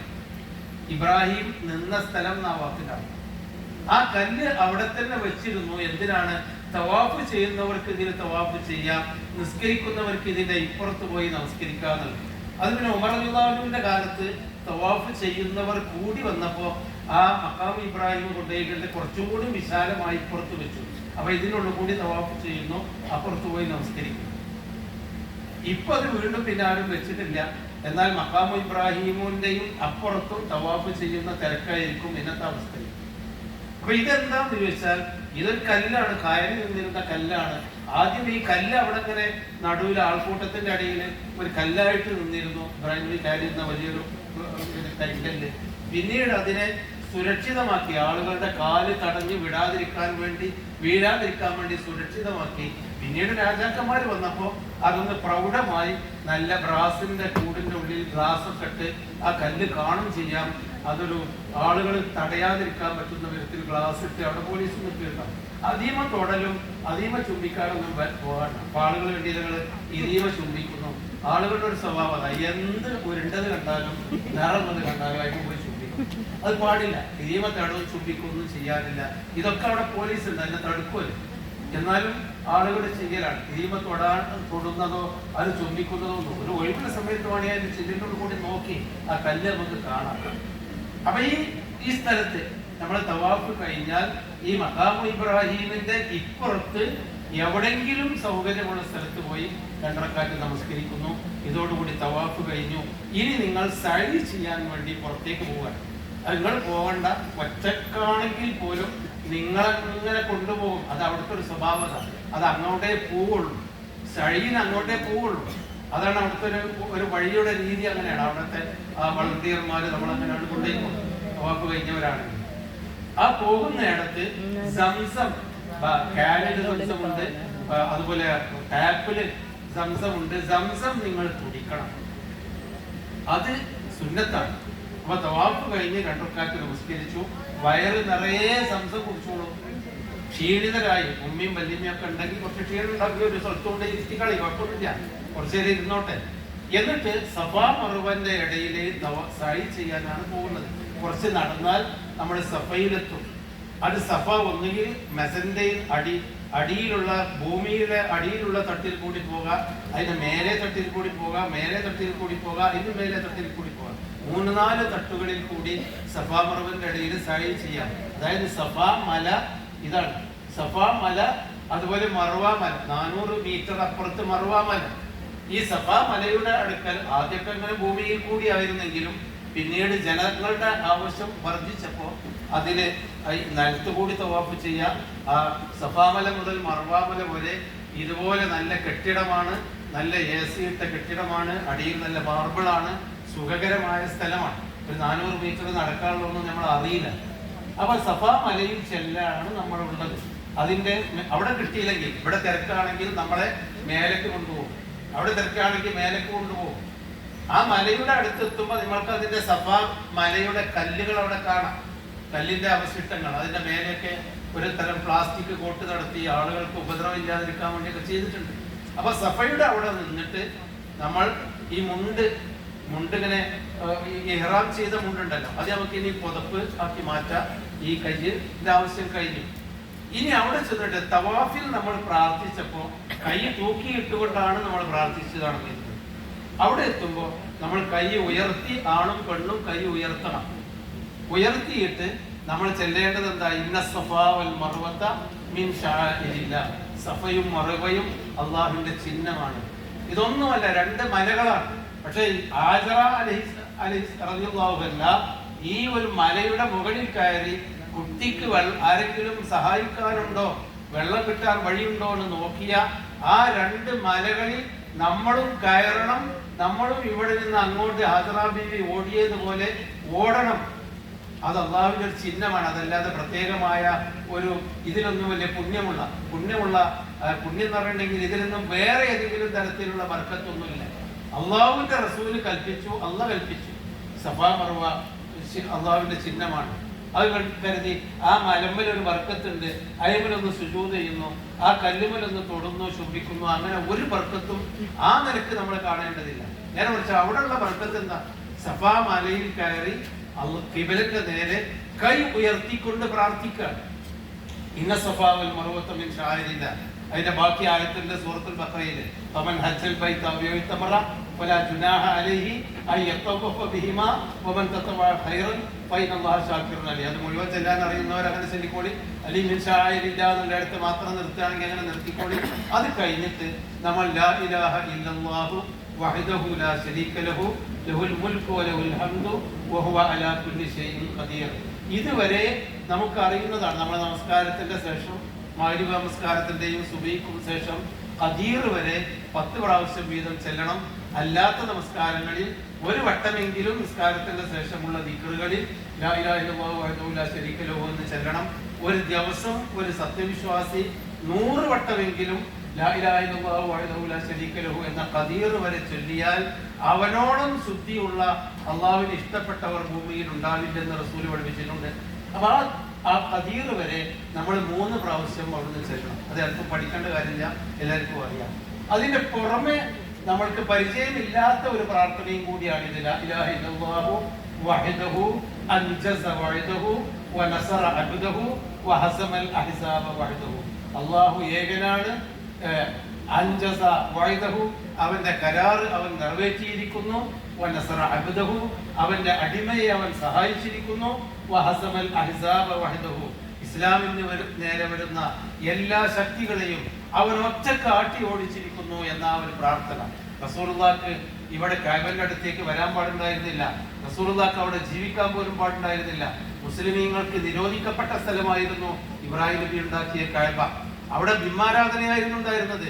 അതിൽ നിന്നൊക്കെ ശത്രുക്കളെ അല്ലാഹു ആട്ടി ഓടിച്ച ആ ഒരു നന്ദി, തൗഹീദ് നിലനിൽക്കുന്ന ആ പ്രദേശത്ത് അള്ളാഹുവിനോടുള്ള നന്ദി വാചകമാണ് ലാ ഇലാഹ ഇല്ലല്ലാഹു വഹ്ദഹു, ആ തൗഹീദിന്റെ വചനം. ഇത് 3 പ്രാവശ്യം നമ്മൾ ചെല്ലണം. അല്ലെങ്കിൽ കൂട്ടി 3 പ്രാവശ്യം ചെല്ല, അല്ലെങ്കിൽ വെവ്വേറെ 3 പ്രാവശ്യം വീതം നമ്മളത് ചെല്ലുന്നു. അത് ചൊല്ലിക്കഴിഞ്ഞാൽ പിന്നീട് കൈ ഉയർത്തിയിട്ടാണ് അത് ചെല്ലേണ്ടത് കിബിലക്ക് നേരെ. അതിലാണ് ചെയ്യുന്നത് കാണും. പിന്നെ നമുക്ക് എന്താണോ അല്ലാഹുവിനോട് പ്രാർത്ഥിക്കാറുണ്ട്, ഇതുവരെ നമ്മൾ പ്രാർത്ഥിക്കുകയായിരുന്നല്ലോ തവാഫില്, അതുപോലെ വീണ്ടും ആവർത്തിച്ച് നമ്മുടെ ദുനിയാവിന് വേണ്ടിയും ആഖിറത്തിന് വേണ്ടി വിശേഷിച്ചും പ്രാർത്ഥിക്കുക. നമ്മൾക്കൊക്കെ വേണ്ടി നിങ്ങൾ പ്രാർത്ഥിക്കണം. നമ്മുടെ നാട് വളരെ ഗുരുതരമായ ഒരു ആപത്തിലേക്കാണ് പോയിക്കൊണ്ടിരിക്കുന്നത്. ആ നാടിന് വേണ്ടി പ്രാർത്ഥിക്കണം, നമ്മുടെ മക്കൾക്ക് വേണ്ടി പ്രാർത്ഥിക്കണം, മരിച്ചുപോയ മാതാപിതാക്കൾക്ക് വേണ്ടിയും സുഹൃത്തുക്കൾക്ക് വേണ്ടിയും ദുആക്ക് വസിയത്ത് ചെയ്തവർക്ക് വേണ്ടിയും നമ്മൾ പ്രാർത്ഥിക്കാം. കുറേ നേരം പ്രാർത്ഥിക്കുമ്പോൾ അത്ര അധികം നിൽക്കാൻ കഴിയില്ല, വലിയ തള്ളു ആളുകൾ ഇങ്ങനെ വന്നുകൊണ്ടിരിക്കും. നമ്മൾ കൈ തൂക്കിയിട്ടിട്ട് സഫയിൽ നിന്ന് മർവയിലേക്ക് നടക്കണം. 400 മീറ്റർ ഉണ്ട്, നമ്മൾ അങ്ങോട്ട് നടക്കണം.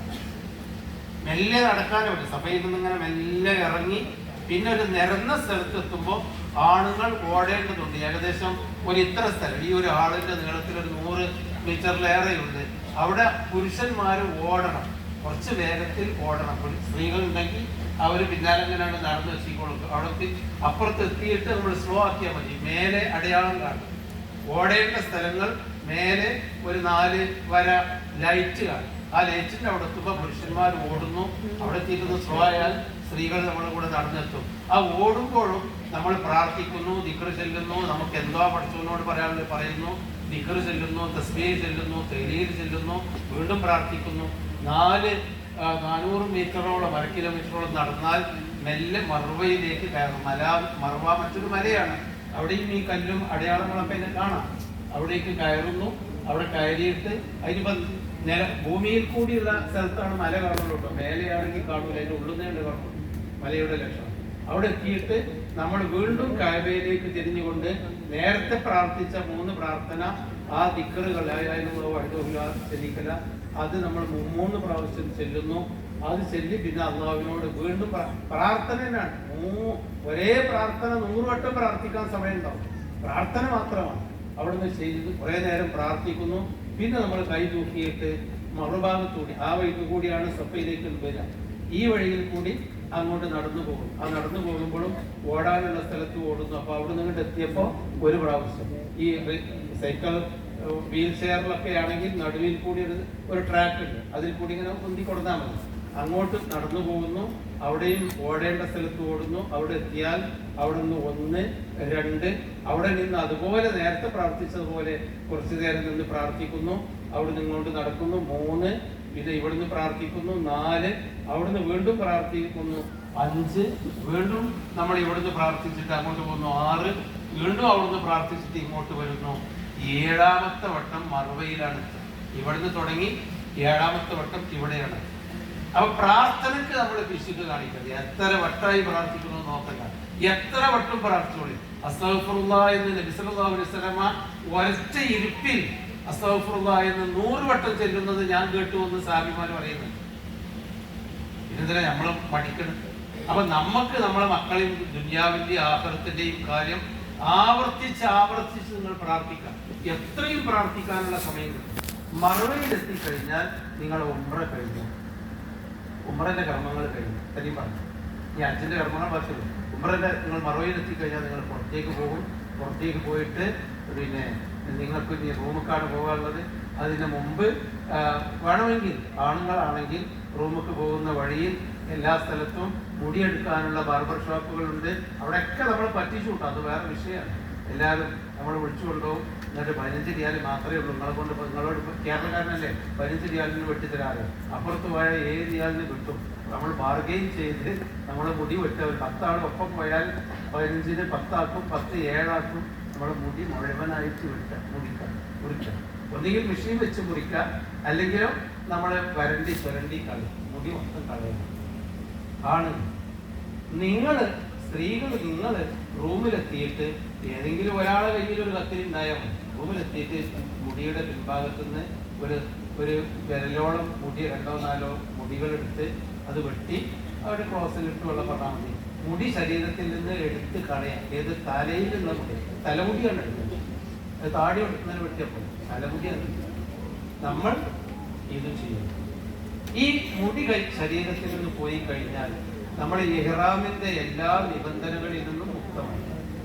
അതിന് നമ്മൾ തമത്തുവായി, നമ്മൾ സുഖ അവസ്ഥയിലേക്ക് വന്നു. സുഖം എന്ന് പറഞ്ഞാൽ നമുക്ക് ഇതുവരെ മുടിയെടുക്കാൻ പാടുണ്ടായിരുന്നില്ല, സുഗന്ധം വെട്ടാൻ പാടുണ്ടായിരുന്നില്ല, ഭാര്യനോടൊന്നും വലിയായിട്ട് ആ തരത്തിലുള്ള വർത്തമാനം പറയാൻ പാടുണ്ടായിരുന്നില്ല, അവളൊപ്പം ഒന്ന് കിടക്കാൻ പാടുണ്ടായിരുന്നില്ല.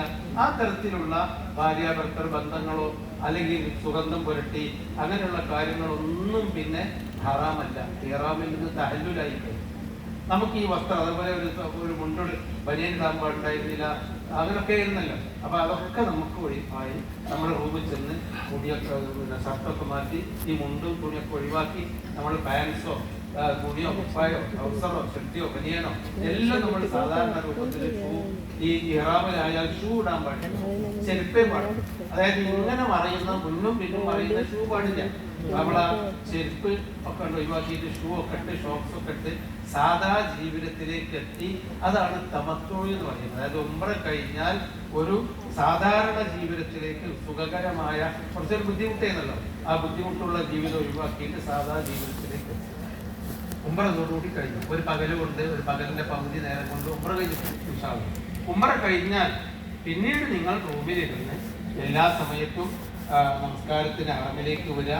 പലപ്പോഴും നേരത്തെ ആരിസ്മോലി പറഞ്ഞല്ലോ, ഒരു ദുഹറിന്റെ മുമ്പ് ഭക്ഷണം കഴിച്ചിട്ട് വന്നാൽ നമസ്കാരം കഴിഞ്ഞ് വെയിലത്ത് അങ്ങനെ കൊണ്ടാണ് ഹറമിലിരുന്ന് ദിക്ർ ചൊല്ലി തസ്ബീഹ് ചൊല്ലി വടയൊന്ന് കിടന്നുറങ്ങിക്കൂടി. ഹറമിൽ പ്രശ്നമൊന്നുമില്ല, നല്ല കൂർക്കം വലിച്ച് ഉറങ്ങിക്കൂടി, പ്രശ്നമൊന്നുമില്ല. പ്രാർത്ഥിച്ച് പിന്നെ അസറാകും. പണിയൊന്ന് പുറത്തുപോയി ഒന്നുണ്ടാക്കി അസർ നിസ്കരിക്കുക. പിന്നെയും ഒന്ന് പുറത്തുപോയി ഒരു ചായ കുടിച്ച് ഹറമിലൊക്കെ തന്നെ ഒന്ന് വാരി നിസ്കരിക്കുക.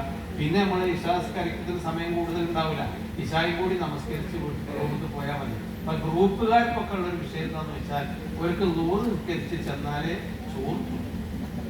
അപ്പൊ 100 നിസ്കരിച്ച റൂമിലേക്ക് തന്നെ പോകേണ്ടി വരും. അങ്ങനെ പോകേണ്ടി വരികയാണെങ്കിൽ നിങ്ങൾ വേഗം പോയിക്കോ. നേരത്തെ കിട്ടുകയാണെങ്കിൽ കഴിച്ചോ, അല്ലെങ്കിൽ 100 നിസ്കരിച്ച് റൂമിൽ പോയി ഭക്ഷണം കഴിച്ച് പിന്നെ ആ AC ഒക്കെ ഇട്ടൊന്ന് കിടന്നുറങ്ങിയാൽ തവാഫ് വൈകുന്നേരം കടന്നു നോക്കാം. പിന്നെ അസറും ഉണ്ടാവില്ല, പണിയിലെത്തൂല. അപ്പൊ റൂമിൽ വല്ലാതെ ഇരിക്കാതിരിക്കുക, വേഗം തിരിച്ചു പോവുക.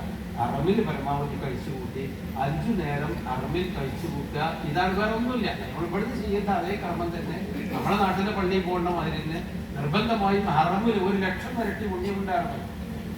അപ്പൊ നമ്മൾ ഒരു പൊക്കത്തും പൂർത്തിയാക്കാനോ ഒഴിവാക്കാതെ ഹറമിലിരുന്ന് കൂടെ എന്തെങ്കിലും അത്യാവശ്യം ഒന്ന് ജിദ്ദയിൽ പോയി മക്കളെടുത്തൊന്ന് വരേണ്ടതുണ്ട്, അതല്ലെങ്കിൽ നമുക്ക് ജബൽ നൂറ്, ജബൽ സൗറ്, അവിടെ ഇങ്ങനെ കാണേണ്ട കുറച്ച് സാധനങ്ങൾ ഉണ്ടെങ്കിൽ ഏതെങ്കിലും ഒരു ദിവസം മാത്രം ഒരു വണ്ടി വിളിച്ച് ഒരു സുബഹിസ്കരിച്ച് പോയിട്ട് ഒന്ന് ചുറ്റിക്കടന്നതിന് പോരാ, വേറെ ഒന്നും ചെയ്യാതെ അവിടെ നാട് കാണാൻ. അത് ടൂറിസ്റ്റാണ്. വേണമെങ്കിൽ ഒന്ന് പോയി കണ്ടുപോരി, ഒരു 2-3 മണിക്കൂർ കൊണ്ട് കണ്ടുപോരാ. അല്ലാതെ ജിദ്ദി പോയി വിശ്രമിച്ച് നാട് കണ്ട് നടക്കരുത്. പരമാവധി ഹറമിൽ വഹിച്ചു കൂട്ടുക. ഏതുവരെ? ദുൽഹജ്ജ് 8 വരെ. ഞാൻ ഹജ്ജിലേക്ക് കിടക്കാം. ഉംറയാണ് ഇത് കഴിഞ്ഞത്. നിങ്ങൾക്ക് സംശയം നിങ്ങൾ എഴുതിയിട്ട് നമുക്ക് പറയാം. ദുൽഹജ്ജ് 8 ഈ ദിവസം മാറല് ഹിജ്റ വർഷം അനുസരിച്ച് ദിവസം മാറൽ എപ്പോഴാണ്? മഗ്‌രിബോട് കൂടിയ. ഇന്നിപ്പോ ശനിയാഴ്ച, ഇന്ന് ശനിയാഴ്ച, ഇന്ന് മഗ്‌രിബ് വാങ്ങി കൊടുത്താൽ ഞായറാഴ്ച. ഞായറാഴ്ച ഇശന്റെ ശേഷം എന്ന് പറഞ്ഞാൽ നമ്മളെ കണക്കിൽ നാളെ ഇശാക്ക് ശേഷം. പക്ഷെ ഹിജ്റ വർഷം അനുസരിച്ച് ഞായറാഴ്ച ഇശാന്റെ ശേഷം എന്ന് പറഞ്ഞാൽ ഇന്ന് ഇശ കഴിഞ്ഞാലാണ്. കാരണം ദിവസം സൂര്യാസ്തമയത്തോടു കൂടി ദിവസം മാറും. അത് നമ്മൾ എപ്പോഴും ശ്രദ്ധിക്കണ്ട. അവിടുന്ന് തെറ്റിപ്പോകുന്ന ഒരു കാര്യമാണ്. ദിവസം മാറും സൂര്യാസ്തം. കാരണം നമുക്കറിയാലോ, മാസം കണ്ടാൽ നാളെ നേരം കൊടുക്കുമ്പോഴേ നമ്മൾ നോൻപ് തുടങ്ങുള്ളൂ. പക്ഷെ തറാവീഹ് തന്നെ തുടങ്ങുമല്ലോ, അല്ലേ? അതുപോലെയാണ്. അപ്പോ ദുൽഹജ്ജ് 8 എന്ന് മീനായിലേക്ക് പോകണം. അതിൻ്റെ അടുത്തുള്ള കാര്യം ഞാൻ പറയാം. അപ്പൊ ദുൽഹജ്ജ് 8 വരെ നമുക്ക് പള്ളിയിൽ നിസ്കരിച്ച് നോൻപ് വെച്ചും ഭക്ഷണം കഴിച്ച് വിശ്രമിച്ച് അങ്ങനെ കഴിഞ്ഞുകൂടാ. മക്കത്ത് അറബിന്റെ ചുറ്റും അല്ലാതെ വേറെ കർമ്മങ്ങളൊന്നുമില്ല. ആളുകളെ ഇത് കത്തിക്കാൻ പോകണ്ട. അവിടെ എല്ലാ പിത്തിനെയും പ്രസാദവും ഇപ്പൊ ഈ അടുത്ത കാലത്ത് വരെ അവിടെ ഉണ്ട്. അടുത്ത കാലത്ത് ഇപ്പോ ഈ കഴിഞ്ഞ കൊല്ലം ഒരു ചങ്ങാതി അവിടെ ഒരു പള്ളിന്റെ അവിടെ പോയി കണ്ട് ഇത് നമ്മുടെ നാട്ടിൽ കുറെ ജിന്നുകളുണ്ട്, ഓലതാണ് ഇതാണ് ആ ജാതി പാർട്ടി കാര്യങ്ങള്, അതുപോലെ പല ഗ്രൂപ്പുകളും കൊണ്ടുപോയിട്ട് അവിടെ പല ലാഭം ഉണ്ടാക്കാനുള്ള പരിപാടികൾ, പല സത്യം കാണിച്ചു കൊടുത്ത് അത് സ്വർണത്തിന്റെ മലയാണ്, അവിടെ പ്രവർത്തിച്ചാൽ അത് കിട്ടും, ഒറ്റ ദ്വാര കൊണ്ട് നിങ്ങളുടെ ദുന്യാവ് മുഴുവനും കിട്ടും, നിങ്ങളുടെ ഐശ്വര്യം ഉണ്ടാവും എന്നൊക്കെ പറഞ്ഞ് ആളുകളെ ഈ പല ഗ്രൂപ്പുകളും കൊണ്ടുപോയിട്ട് വഞ്ചിക്കുകയും കാശുണ്ടാക്കുകയും അതുപോലെ പാർട്ടി വളർത്തുകയും ചെയ്യുന്ന സമ്പ്രദായങ്ങൾ നമ്മൾ കാണുന്നുണ്ട് സഹോദരന്മാരെ. അതിലൊന്നും നിങ്ങൾ പെടരുത്. ഹറമാണ് നമുക്ക് പ്രധാനം. അവിടെ നമസ്കാരം മുമ്പോയിട്ട് ദുൽഹജ്ജ് 8 വരെ കഴിച്ചുകൂടാം. ഒന്ന് വേണമെങ്കിലും ഒന്ന് ചുറ്റിക്കിറങ്ങി കാണാം എന്ന് മാത്രം. ഇനി റൂമിലാണെങ്കിലും മറ്റോനെയൊക്കെ തർക്കിച്ച് ഇവനെയൊക്കെ തർക്കിച്ച് എന്നിട്ട് എന്നെ മദ്യം പറഞ്ഞ് അതൊന്നും നിൽക്കണ്ട. അവൻ ആരെങ്കിലും ഹജ്ജിലേക്ക് പ്രവേശിച്ചു കഴിഞ്ഞാൽ പല റഫസ വല ഫുസൂഖ വല ജിദാലത്തിൽ ഹജ്ജ്, ഭൂതിവാസങ്ങളോ ചീത്ത വാക്കുകളോ തർക്കങ്ങളോ ഇല്ല. അതിനൊന്നൊക്കെ മുക്തമായ ഒരു ഹജ്ജായിരിക്കും. നമ്മുടെ ഈ ഭാഗത്ത് നമ്മൾ പഠിച്ചു പോയാൽ നമ്മൾ ആരും തർക്കിക്കണം. ഹജ്ജ് അങ്ങനെയാണെങ്കിൽ നിങ്ങൾ അങ്ങനെ ചെയ്തോളി, ഞാൻ അങ്ങനെയാണ് പഠിച്ചത്, അത് നമ്മൾ ചെയ്യും. ശരി, ദുൽഹജ്ജ് 8 അന്ന് മുത്തവീഫുമാർ നമ്മളോട് മിനായിലേക്ക് കൊണ്ടുപോകും. ആജിമാരെ അല്ലെങ്കിൽ ഗ്രൂപ്പുകാർ കൊണ്ടുപോകും. ചിലപ്പോൾ മഗ്‌രിബ് നമസ്കാരത്തിന്റെ ശേഷമായിരിക്കും നിങ്ങളെ മിനായിലേക്ക് കൊണ്ടുപോകുക. ചിലപ്പോൾ ഇശാന്റെ ശേഷമായിരിക്കും. ചിലപ്പോൾ ഇശാക്ക് നിങ്ങൾ ഇറങ്ങിക്കണം എന്ന് പറയും 12 മണിക്കും 1 മണിക്കും 2 മണിക്കായിരിക്കും നിങ്ങളെ കൊണ്ടുപോകും. ദുൽഹജ്ജ് 8 നമ്മൾ രാവിലെ പകല് മിനയിൽ ഉണ്ടാവണം. അത് നമ്മളവിടെ എത്തും. ഇൻഷാ അല്ലാഹ് അവരെ നമ്മൾ എത്തിക്കും. അതിന് തലേന്ന് രാത്രി തന്നെ കൊണ്ടുപോകും. അപ്പൊ അതിന് പോകുന്നതിന്റെ അടുത്ത് നമ്മൾ ഹജ്ജിന്റെ ഇഹ്റാം നമ്മുടെ റൂമിൽ നിന്ന് ചെയ്യണം. റൂമിൽ നിന്ന് ഹജ്ജിന്റെ ഇഹ്റാം ചെയ്യണം. വേറെ ഒടുക്കും പോകണ്ട. ഇഹ്റാം മീഖാത്തിക്ക് പോകണ്ട. നിങ്ങൾ കിടക്കുന്ന റൂമിന്റെ ഉള്ളിൽ നിന്ന് നിങ്ങൾ ബാത്റൂമിൽ പോയി കുളിച്ച് ഇഹ്റാമിന്റെ കുളി നേരത്തെ നമ്മൾ കുളിച്ചല്ലോ, അതുപോലെ ഇഹ്റാമിന്റെ കുളി കുളിക്കുന്നു. നമ്മൾ വസ്ത്രങ്ങൾ മീനായിലേക്ക് ഒരു 5-6 ദിവസം, ഒരു 6 ദിവസത്തേക്കുള്ള അത്യാവശ്യ സാധനങ്ങൾ ഏതെങ്കിലും ഒരു 1-2 കൂട്ട് വസ്ത്രം, ഒരു കൂട്ടൊക്കെ മതി. അവിടെ അങ്ങനെ ചളിയാവാനൊന്നുമില്ല. പിന്നെ ഇഹ്റാമിന്റെ വസ്ത്രം ഉള്ളത് കയ്യിൽ വെച്ചോളി.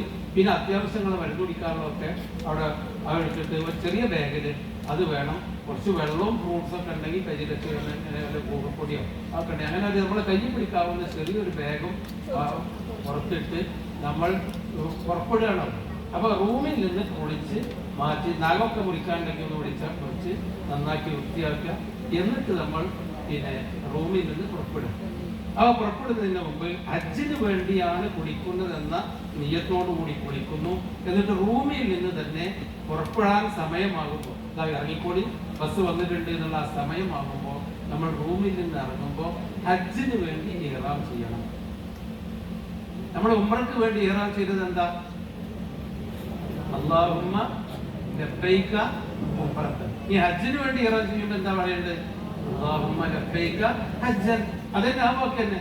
പക്ഷെ ഉംറത്ത് നിന്നിടത്ത് ഹജ്ജ്, അല്ലാഹുമ്മ ലബ്ബൈക ഹജ്ജൻ, അത് നിങ്ങൾ ഇഹ്റാമിലേക്കാണ് പ്രവേശിക്കുന്നത്. ആ പ്രവേശിക്കുന്നതോടുകൂടി നിങ്ങൾ തൽബിയത്ത് ആരംഭിക്കണം. മറ്റേ വിമാനത്തിൽ നിന്ന് അല്ലാഹുമ്മ ലബ്ബൈക ഉംറത്ത് എന്ന് പറഞ്ഞ് കഅബയുടെ മുറ്റത്തോളം തൽബിയത്ത് ചെല്ലിയ പോലെ റൂമിൽ നിന്ന് നമ്മൾ അല്ലാഹുമ്മ ലബ്ബൈക ഹജ്ജൻ എന്ന് പറയുന്നതോടുകൂടി നീ വാപ്പാക്കോ ഉമ്മാക്കോ ഒക്കെ ആണെങ്കിൽ അള്ളാഹു എൻ്റെ ഉപ്പ ഇന്ന ആൾക്ക് വേണ്ടിയാണ് ഞാൻ ഹജ്ജ് ചെയ്യുന്നത് എന്നുകൂടി പറഞ്ഞിട്ട് പിന്നെ നമ്മൾ തൽബിയത്ത് ആരംഭിക്കുക. റൂമിൽ നിന്ന് ഇറങ്ങുന്നു, നമ്മുടെ ബാഗിൽ നമ്മുടെ ബാഗ് കൊണ്ട് നമ്മുടെ ബസ്സിൽ കയറുന്നു, അല്ലെങ്കിൽ ട്രെയിനിൽ കയറുന്നു. ട്രെയിൻ സൗകര്യം കൊണ്ട് ഇപ്പം കുറേ ആളുകൾ ട്രെയിനിനെ കൊണ്ടുപോകാം. ട്രെയിനിൽ കടക്കുന്നു. ഇനി ഒന്നുമില്ലെങ്കിൽ ഒറ്റപ്പെട്ട് ആണുങ്ങളും യുവാക്കളായ എൻ്റെ സുഹൃത്തുക്കൾ അവിടെ കണ്ടു, യുവാക്കളും യുവതികളുമായ ഭാര്യാഭർത്താക്കന്മാരും. നിങ്ങളങ്ങനെ ഈ ബസ്സിലും ട്രെയിനിലൊന്നും പോകേണ്ട കാര്യമില്ല. നിങ്ങൾക്ക് അറമിൻ്റെ അവിടെ നിന്നാൽ മതി. അറമിൽ മീനായിലേക്ക് പോകേണ്ട ഒരു കോറിഡോറുണ്ട്, ആ ഒരു പന്തൽ പോലെ. അവിടെ ഇങ്ങനെ നിന്ന് കൊടുത്താൽ മതി, നിങ്ങളൊന്നും ചെയ്യണ്ട, ഫ്രീ ആയിട്ട് ഇങ്ങനെ നിന്നാൽ മതി. മീനയെ കൊണ്ടുപോയി നിങ്ങൾ ഇറക്കി തരും.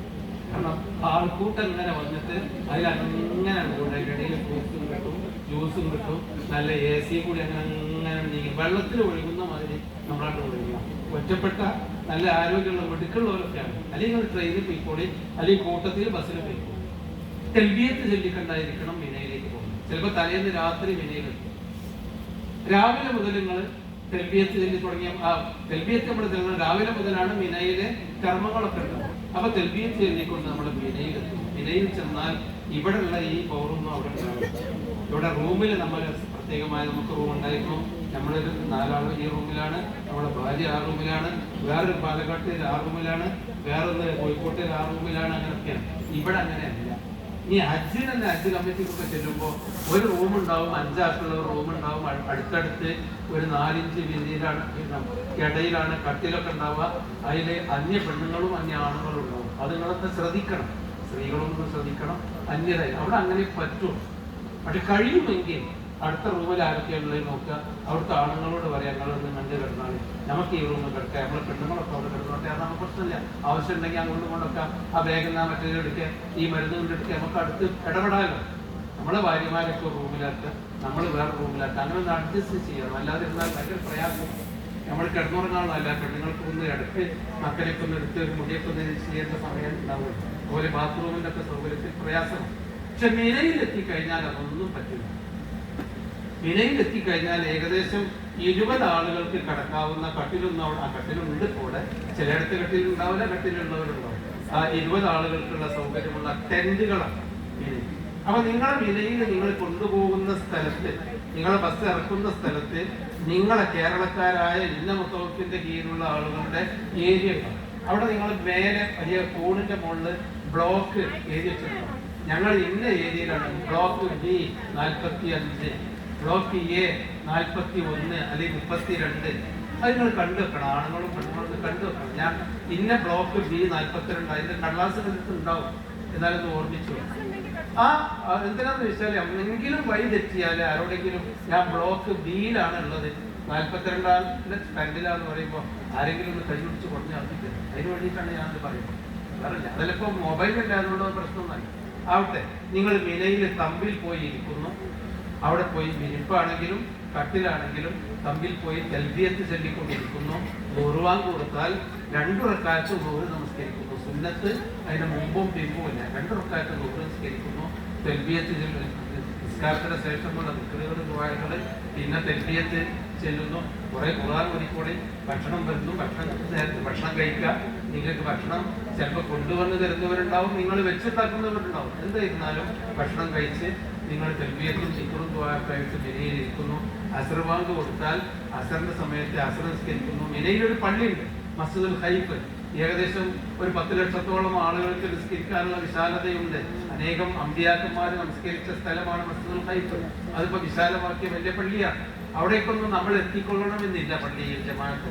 അപ്പൊ നമ്മളുടെ തമ്പിൽ വെച്ച് നമ്മൾ ഇമാമും ജമാഅത്തുമായി നമസ്കരിക്കാം. കൂട്ടത്തിൽ ഒരാൾ ഇമാം വെക്കുക, പെണ്ണുങ്ങൾ എന്ന ബേക്കല്, പുരുഷന്മാർ മുന്നിൽ നമസ്കരിക്കുന്നു. അസ്ർ 2 റക്അത്ത് നമസ്കരിക്കുന്നു. പിന്നെ നമ്മൾ നിക്കറും തസ്ബീഹും അതിനിടയിൽ നിന്ന് പുറത്തിറങ്ങി ചായ കുടിക്കേണ്ടി വരും. പിന്നെ നമ്മൾ ഇരുന്ന് ആണെങ്കിൽ വിശ്രമിച്ചോളി, ഭക്ഷണം കഴിച്ചത് അരമണിക്കൂർ കിടക്കേണ്ടി വരും. തല മൂടാൻ പാടില്ല, പ്രത്യേകം ശ്രദ്ധിക്കുക. എന്നിട്ട് സ്ത്രീകളൊക്കെ ഒരു റൂമിന്റെ ഉള്ളിൽ തന്നെയാണ് ആണും പെണ്ണുങ്ങളും അന്യവരുണ്ടാവുക. അവ സ്ത്രീകളൊക്കെ ഒന്ന് കാലു കയ്യും നിൽക്കുമ്പോൾ മുടിയൊക്കെ മുണ്ടൊക്കെ ഒന്ന് അയച്ചിടുമ്പോൾ ഒന്ന് ശ്രദ്ധിക്കണം. അന്യ പുരുഷന്മാരുണ്ടാവുമല്ലോ. മനുഷ്യനാണല്ലോ. അപ്പൊ അതൊക്കെ ഒന്ന് ശ്രദ്ധിച്ച് സൂക്ഷ്മതയോടുകൂടി നമ്മൾ അവിടെ ഇരിക്കുന്നു. ചെറിയ ഇടുങ്ങിയ വഴികളായിരിക്കും അവിടെയൊക്കെ നിൽക്കുക. ബാത്റൂമിൽ നമ്മളെ പെടുത്തിനേക്കാളും വലിയ ക്യൂ ഒക്കെ ഉണ്ടാവും. ബാത്റൂം അതിൻ്റെ ഒരു ചെറിയ പരിശീലനം നമ്മളത് കെട്ടി പോകുന്നുണ്ട്. അപ്പോൾ അവിടെ അതിനൊക്കെ സൗകര്യങ്ങൾ പരിമിതമായിരിക്കും മിനയിൽ. എന്നാൽ പണ്ടത്തെ അപേക്ഷിച്ച് നല്ല സൗകര്യമാണ്. ഒരു 25 കൊല്ലം മുമ്പുള്ള മിന എന്ന് പറഞ്ഞാൽ വയറിൻ്റെ ഉള്ളിൽ തീ കാണലാണ് മിന എന്ന് കേൾക്കുന്നു. ഇപ്പൊ അതൊന്നും ഇല്ല, സൗകര്യമാണ്. പിന്നെ നിങ്ങൾ മഗ്‌രിബ് നിസ്കരിക്കുന്നു, ഇശാ നിസ്കരിക്കുന്നു, ഒക്കെ 2 റക്അത്ത്. മഗ്‌രിബ് 3 ഉള്ളൂ, 3 വേണം. ഇശാ നിസ്കരിക്കുന്നു, ഇശാ നിസ്കാരം കഴിഞ്ഞാൽ ദിക്റും തസ്ബീഹുമായിട്ട് അന്നവിടെ അന്തി ഉറങ്ങുന്നു. കിടന്നുറങ്ങിക്കൂടി, കുഴപ്പമില്ല, തല മൂടരുത്, പുറപ്പോട്ട് തല മൂടരുത്. മിനയിൽ കിടന്നുറങ്ങുന്നു രാവിലെ. അപ്പൊ ദുൽഹജ്ജിൽ 8 പകൽ സമയം മിനായിലാണ്. ചിലപ്പോ രാത്രിയും പകലും മിനായിലാണ്. മദീനയിൽ നിന്ന് വരുന്ന ആളുകൾ, ഉംറ ചെയ്ത് വരുന്ന ചില ആളുകളുണ്ട്. ഉംറ ചെയ്ത് മദീനത്തിൽ കൊണ്ടുവരുന്നവരെ നേരെ മിനയിൽ കൊണ്ടുപോയി ഇറക്കിയായി. അവരും രാത്രിയോ പകലോ മിനയിലാണ്. ദുൽഹജ്ജ് പിറ്റേന്നെന്താ? ദുൽഹജ്ജ് 9. അൽ ഹജ്ജു അറഫ. അറഫ ദിവസമാണ്. ഹജ്ജിന് പോകാത്ത ആളുകളെല്ലാം നോമ്പ് നോൽക്കുന്ന, നാട്ടിലുള്ള ലോകത്തുള്ള മുസ്ലിങ്ങളെല്ലാം നോമ്പ് നോൽക്കുന്ന ദിവസമാണ് അറഫ ദിവസം. നിങ്ങൾക്ക് നോൽമ്പില്ല. നിങ്ങൾ പിറ്റേന്ന് മിനയിൽ നിന്ന് സുബഹി നമസ്കാരത്തിന്റെ മുമ്പോ അല്ലെങ്കിൽ സുബഹിന്റെ നേരെ 3 മണിക്കോ അല്ലെങ്കിൽ സുബഹിന്റെ ശേഷമോ സുബഹിസ്കാരം കഴിഞ്ഞിട്ട് 8 മണിക്കോ 7 മണിക്കോ 9 മണിക്കോ 10 മണിക്കോ അവിടെയുള്ള യാത്രാ സൗകര്യം, അതൊക്കെ നമ്മുടെ കൂട്ടത്തിൽപ്പെട്ട നമ്മുടെ നിയന്ത്രണത്തിലല്ല. ആ യാത്രാ സൗകര്യം അനുസരിച്ച് മിനയിൽ അറഫയിലേക്ക് നിങ്ങൾ കൊണ്ടുപോകും. മിനയിൽ നിന്ന് 6 കിലോമീറ്റർ നടക്കാനുണ്ട്. നടക്കേണ്ട ആളുകൾക്ക് ആ മിനയിലേക്കുള്ള റൂട്ടിൽ കൂടിയാണ് നിന്നാൽ മതി. 10-14 അറഫയിലേക്ക് 14ഓളം ട്രാക്കുകൾ ഉണ്ടായിരുന്നു നേരത്തെ. ഇപ്പൊ എനിക്ക് 2-3 കൊല്ലത്തെ സെഷനിൽ കറങ്ങിക്കൂടാം. ഏതായിരുന്നാലും അറഫയിലേക്ക് പോകേണ്ട വഴിക്ക് നിങ്ങൾ നിന്നുകൊടുത്താൽ വെള്ളത്തിൽ ഒഴുകുന്ന പോലെ അറഫയിലെത്തും. അതല്ല, വണ്ടിയിലാണെങ്കിൽ നിങ്ങളെ കഞ്ചിനവിടെ കൊണ്ടുപോയി ഇറക്കി പെരുമാറുന്നത്. തെൽബിയത്ത് എണ്ണിക്കൊണ്ടാണ് നമ്മൾ അറഫയിലെത്തുന്നത്. അറഫ എന്നുള്ളത് വിശാലമായ മരുഭൂമിയാണ്. അവിടെ നിങ്ങൾക്ക് മിനായിൽ നിന്ന് അറഫയിലേക്ക് എത്തുന്ന വഴിയിൽ ഇവിടെയാണ്, ഇതാണ് മസ്ജിദുൽ നമീറ. പറഞ്ഞാൽ അങ്ങനെ തലി കയറില്ല. എന്നാലും മിനയിൽ നിന്ന് അറഫയിലേക്ക് പോകുമ്പോൾ ഈ പള്ളി നിങ്ങൾക്ക് കാണാം. ഇത് അറഫ ദിവസം മാത്രം കൊല്ലത്തിൽ ഒരിക്കൽ തുറക്കുന്ന പള്ളിയാണ്. ഒരു 10-12 ലക്ഷത്തോളം ആളുകൾക്ക് പള്ളിയിലും പരിസരത്തും നിസ്കരിക്കാൻ സൗകര്യമുണ്ട്. അറഫ ദിവസം മാത്രമേ ഇത് പള്ളി തുറക്കുകയുള്ളൂ. ബാക്കിയുള്ള ദിവസങ്ങളിൽ പള്ളി അവിടെയുള്ള അതിന്റെ തൊഴിൽ പഠിക്കാനും തോട്ടം നനക്കുന്ന ആളുകളൊക്കെ ഉണ്ടാവും. അവിടെയൊക്കെ ഈ ആര്യവേപ്പ് ചെടി കൃഷി അതിനൊക്കെ ജോലിക്കാരുണ്ടാവും. അവരൊക്കെ ഈ പള്ളിയുടെ വരാന്തയിൽ ഇരുന്നാ നമസ്കരിക്കൽ. ഇതാണ് മസ്ജിദുൽ നമീറ. ഈ പള്ളിക്ക് ഒരു പ്രത്യേകതയാണ്. നബി സല്ലല്ലാഹു അലൈഹി വസല്ലമ മീനായിലേക്ക് പോയപ്പോ അറഫയിലേക്ക് കടക്കുന്ന ആ അതിർത്തിയിലാണ് അവിടെ ഒരു പാറപ്പുറം ഉണ്ടായിരുന്നു, ഒരു വെളുത്ത പാറക്കല്ല്. നബി പറഞ്ഞു, ഇതാണ് നെമിറ. നെമിറയിൽ നമുക്ക് ഇരിക്കാം. ഉച്ചയ്ക്ക് ശേഷം നമുക്ക് അറഫയിലേക്ക് കടക്കാം. നബി സല്ലല്ലാഹു അലൈഹി വസല്ലമ ആ നെമിറ എന്ന സ്ഥലത്ത് അവിടെ ഇരുന്നു, തമ്പടിച്ചു. ലക്ഷത്തോളം സഹാബിമാരും നബിയുടെ കൂടെ അവിടെ കൂടി തമ്പടിച്ചു, അവിടെ ഇരുന്നു. അങ്ങനെ ഉച്ചയ്ക്ക് ശേഷം നബി അറഫയിലേക്ക് അങ്ങോട്ട് കടന്നു. ആ പാറന്റെ മുകളിൽ വെച്ച് നബി അവിടെ ളുഹറും അസറും, ദുൽഹജ്ജ് 9 ആണല്ലോ, അറഫയിൽ വെച്ച് ളുഹറും അസറും ജമ്മും കസറുമാക്കി നമസ്കരിച്ചു. മിനായിൽ നിന്നും ഒക്കെ കസറാക്കി നിസ്കരിക്കും, കൂട്ടിയിട്ടില്ല. അറഫയിൽ നിന്ന് കൂട്ടി നമസ്കരിച്ചു. നമസ്കരിച്ചതിന് ശേഷം നബി സല്ലല്ലാഹു അലൈഹി വസല്ലമ ആ പാറയുടെ മുകളിൽ കയറി നിന്ന് ഒരു പ്രസംഗം നടത്തി. അറഫ പ്രസംഗം. ഹജ്ജത്തുൽ വിദാഇ ലഅല്ലി ലാ അൽഖാകും ബഅദ ആമി ഹാദാ. ഈ കൊല്ലം കഴിഞ്ഞാൽ ഞാൻ നിങ്ങളെ കണ്ടുകൊള്ളണമെന്നില്ല എന്ന് പറഞ്ഞ് നബി മനുഷ്യന്മാരുടെ എല്ലാ അവകാശങ്ങളും, ഹുഖൂഖുൽ ഇൻസാൻ, മനുഷ്യന്റെ സർവ്വാവകാശങ്ങളും പ്രഖ്യാപിച്ചുകൊണ്ട് നിങ്ങൾ പെണ്ണുങ്ങൾ സ്ത്രീകളോട് എങ്ങനെ പെരുമാറണം, അടിമകളോട് എങ്ങനെ പെരുമാറണം, തൊഴിലാളികളോട് എങ്ങനെ പെരുമാറണം, നിങ്ങളുടെ ശരീരത്തിനോടുള്ള ബാധ്യത എന്താണ്, റബ്ബിനോടുള്ള ബാധ്യത എന്താണ്, ഖുർആനിനോടുള്ള ബാധ്യത എന്താണ്, നിങ്ങൾ എങ്ങനെ മുസ്ലിങ്ങളായി ജീവിക്കണമെന്ന അവസാനത്തെയും ആദ്യത്തേതുമായ പ്രവാചകന്റെ വിദായിന്റെ വിടവാങ്ങൽ പ്രസംഗം അവിടെയാണ് നടത്തിയത്. ആ സ്ഥലത്ത് പിൽക്കാലത്ത് നിർമ്മിച്ച പള്ളിയാണ് മസ്ജിദുൻ നമീറ. ആ പള്ളിയുടെ അടുത്തെങ്ങാനും നിങ്ങൾക്ക് അറഫയിൽ നിൽക്കാൻ കഴിയില്ല. കാരണം അവിടെയൊക്കെ മിക്കവാറും അറബികളും അറബ് നാടുകളിൽ നിന്ന് വരുന്ന ആളുകളുടെ തമ്പുകളാണ്. നമ്മളെ അവിടെ നിന്നും ദൂരെ കൊണ്ടുപോയി എവിടെയെങ്കിലും ഷാമിയാനയാണ്, മീനായിൽ നല്ല കല്യാണ പന്തല് പോലെ ശീലപ്പന്തലായിരിക്കും ഉണ്ടാവുക, മറ്റേ പന്തൽ ഉണ്ടാവില്ല. ഇനി ഉണ്ടെങ്കിൽ തന്നെ അവിടെ പന്തലുകൾ ഉണ്ടാവും, എന്ത് പന്തലായാലും വേണ്ടില്ല. അറഫായിൽ നിങ്ങൾക്ക് ഇരിക്കാൻ നല്ല മെത്തയുണ്ടായിരിക്കും, തലയാടികൾ ഉണ്ടായിരിക്കും, കിട്ടാവുന്ന എല്ലാ ഫ്രൂട്ടുകളും എല്ലാ ജ്യൂസുകളും എല്ലാ കടലപ്പൊരികളും തിന്നാൻ പറ്റുന്ന എല്ലാം അവിടെ കൊണ്ടുപോയി ഇറക്കിച്ചത്. ഇപ്പോഴത്തെ ഒരു പ്രത്യേക കാര്യം, പണ്ട് കാലത്ത് അറഫയിൽ നിന്ന് ഒരു പച്ചവെള്ളം കിട്ടുമായിരുന്നില്ല. ഇപ്പൊ കഴിഞ്ഞ കുറച്ച് കാലങ്ങളായിട്ട് അറഫയിൽ ഈ കമ്പനികൾ കൊണ്ടുവന്നിട്ട് ഭക്ഷണം കൊണ്ടുപോയി കൊട്ടി കൊടുക്കുകയാണ്. കാപ്പി, ചായ, ജ്യൂസുകളും ഇതൊക്കെ. ഒരക്ഷരം പോലും സുമാനത തൊള്ളോർക്കാൻ ആൾക്കാരായിക്കില്ല. പിന്നെ മാത്രം ഭക്ഷണമാണ്, അതിലൊന്നും കുടുങ്ങിപ്പോകരുത്. ഇതൊക്കെ ഫ്രീ കിട്ടുകയാണ്, നല്ല ജ്യൂസാണ്. ഇനിയിപ്പോൾ നാട്ടിൽ നിന്ന് കിട്ടൂല എന്ന് പറഞ്ഞാൽ ഈ ജ്യൂസും കുടിച്ച് അവിടെയുള്ള ഈ അണ്ടിപ്പരിപ്പും അവിടെ നിന്ന് കിട്ടുന്ന സാധനങ്ങളും തിന്നാൽ പിന്നെ സുബാനത ചെല്ലാൻ നമുക്ക് നേരം കിട്ടില്ല. അറഫയിൽ ഉച്ച മുതൽ മഗ്‌രിബ് വരെ പ്രാർത്ഥിക്കേണ്ട സമയമാണ്. അല്ലാഹു തആല ഒന്നാം ആകാശത്തേക്ക് ഇറങ്ങി വന്നുകൊണ്ട് മലക്കുകളും അല്ലാഹുവും കൂടി അല്ലാഹു വിളിച്ചു പറയും അത്രേ മലക്കുകളോട്, മലക്കുകളെ നിങ്ങൾ നോക്കുക, ലോകത്തിന്റെ നാനാഭാഗത്തു നിന്നും ഞാൻ തെരഞ്ഞെടുത്ത് എന്റെ വീട്ടിലേക്ക് വിരുന്നു വിളിച്ച ആളുകൾ ഇതാ ഈ മരുഭൂമിയിൽ വന്ന് ആ വേഷം, ഇഹ്റാമിന്റെ വേഷം കെട്ടി ക്ഷീണിച്ച അവസരായി അവർ എന്റെ നേരെ കൈ ഉയർത്തി പ്രാർത്ഥിക്കുന്നു. അവർ എന്ത് ദുആ ചെയ്താലും ഞാൻ അവർക്ക് കൊടുക്കുന്ന ദിവസമാണെന്ന് പറഞ്ഞ് മഴ പെയ്യുന്നത് പോലെ അള്ളാഹുവിന്റെ ദുആക്ക്, നമ്മളോട് അള്ളാഹുവിനോടുള്ള ദുആക്ക് നമുക്ക് ഇജാബത്ത് നൽകുന്ന റഹ്മത്ത് പെയ്തിറങ്ങുന്ന ദിവസമാണ് അറഫ. ഉച്ച മുതൽ മഗ്‌രിബ് വരെയുള്ള നേരം. ആ നേരം ജ്യൂസ് കുടിച്ച് ഞാൻ കഴിഞ്ഞ പ്രാവശ്യം ചെന്നപ്പോ സങ്കടം തോന്നി. കാരണം അതിന് മാത്രം ഭക്ഷ്യവസ്തുക്കളുണ്ട് അട്ടിക്കട്ടിക്ക് ഓരോരുത്തരുടെയും മുമ്പിൽ കൊണ്ടുവന്ന്. പിന്നെ പോരാത്തതിന് നല്ല കിടക്കി ഒരാൾക്ക് 24 തലക്കടി. എന്താ പിന്നെ സുഖം, നല്ല കൂളറും അതിന് തണുപ്പത്ത് അറഫ ചെയ്യുന്നത്. പണ്ട് കാലത്തൊക്കെ അറഫ എന്ന് പറഞ്ഞാൽ ഒരു ശീലപ്പന്തൽ ഉണ്ടാവും, അത് ചിലപ്പോ അതിൻ്റെ കൂടി വെയിൽ വരും, നിലത്ത് ഒരു ചെറിയ ശീല വെച്ചിട്ടുണ്ടാവും, അതിന് കല്ലും മണ്ണും ചരലും ഉണ്ടാവും, കിടക്കാനും പറ്റൂല, ഇരിക്കാനും പറ്റൂല, ഒരു തണലിന്റെ പൊടി പോലും ഇല്ല. ഇന്ന് അറഫ ആര്യവേപ്പ് വൃക്ഷം കൊണ്ട് തണല് വൃക്ഷമാക്കിയിട്ടുണ്ട്. ഈ കണ്ട എല്ലാ വിഭവങ്ങളും കൊണ്ട് അറഫ നിറഞ്ഞിരിക്കുന്നു. ഒരു 5 സ്റ്റാർ ഹോട്ടലിന്റെ സൗകര്യമാണ് അറഫയിലുണ്ട്. അതൊക്കെ നമ്മൾ ഉപയോഗിച്ചുകൊണ്ട് ആവശ്യത്തിന് നമ്മൾ പ്രാർത്ഥന. ഉമ്മ പെറ്റ കുഞ്ഞിനെ പോലെ ശുദ്ധമാകണമെങ്കിൽ അറഫ ഉച്ച മുതൽ മഗ്‌രിബ് വരെ നിൽക്കാൻ കഴിയുന്നവർ നിന്ന് പ്രാർത്ഥിക്കണം. അത് കഴിയില്ലെങ്കിൽ ഇരുന്ന് പ്രാർത്ഥിക്കുക. എങ്ങനെയെങ്കിലും പാപങ്ങൾ കടങ്ങളിൽ കിട്ടും. നബി സല്ലല്ലാഹു അലൈഹി വസല്ലമ പ്രാർത്ഥിച്ച് കൈ ഉയർത്തിയിട്ട് കക്ഷം കണ്ടിരുന്നു, കൈകൾ വിറച്ചിരുന്നു. നബിയുടെ കണ്ണുനീരൊലിച്ച് താടിയിൽ കൂടി കണ്ണുനീര് നബിയുടെ ഇഹ്റാം വസ്ത്രത്തിന്റെ മുൻഭാഗത്ത് താഴെ വരെ നനഞ്ഞിരുന്നു. അതിന് മാത്രം നബി സല്ലല്ലാഹു അലൈഹി വസല്ലമ പ്രാർത്ഥിച്ചിരുന്നു. സഹോദരന്മാർ, അതാണ് അറഫ. ഇന്നതല്ല. ഇന്ന് അറഫ ഒരു ടൂറിസ്റ്റ് പ്ലേസിൽ ചെന്ന പോലെയാണ്. അവിടെ അതിൽ നമ്മൾ കൂടരുത്. അതല്ല, നമ്മൾ പ്രാർത്ഥിക്കാം, നിരന്തരമായി പ്രാർത്ഥിക്കാം. മഗ്‌രിബ് വരെ അറഫയിൽ പ്രാർത്ഥിക്കാം. അതിനിടയിൽ ളുഹറും അസ്റും ജമ്മും കസറുമാക്കി ആ പള്ളിയിൽ നമസ്കരിക്കും. അവിടെ ഒരു ഖുത്ബ ഉണ്ടാവും.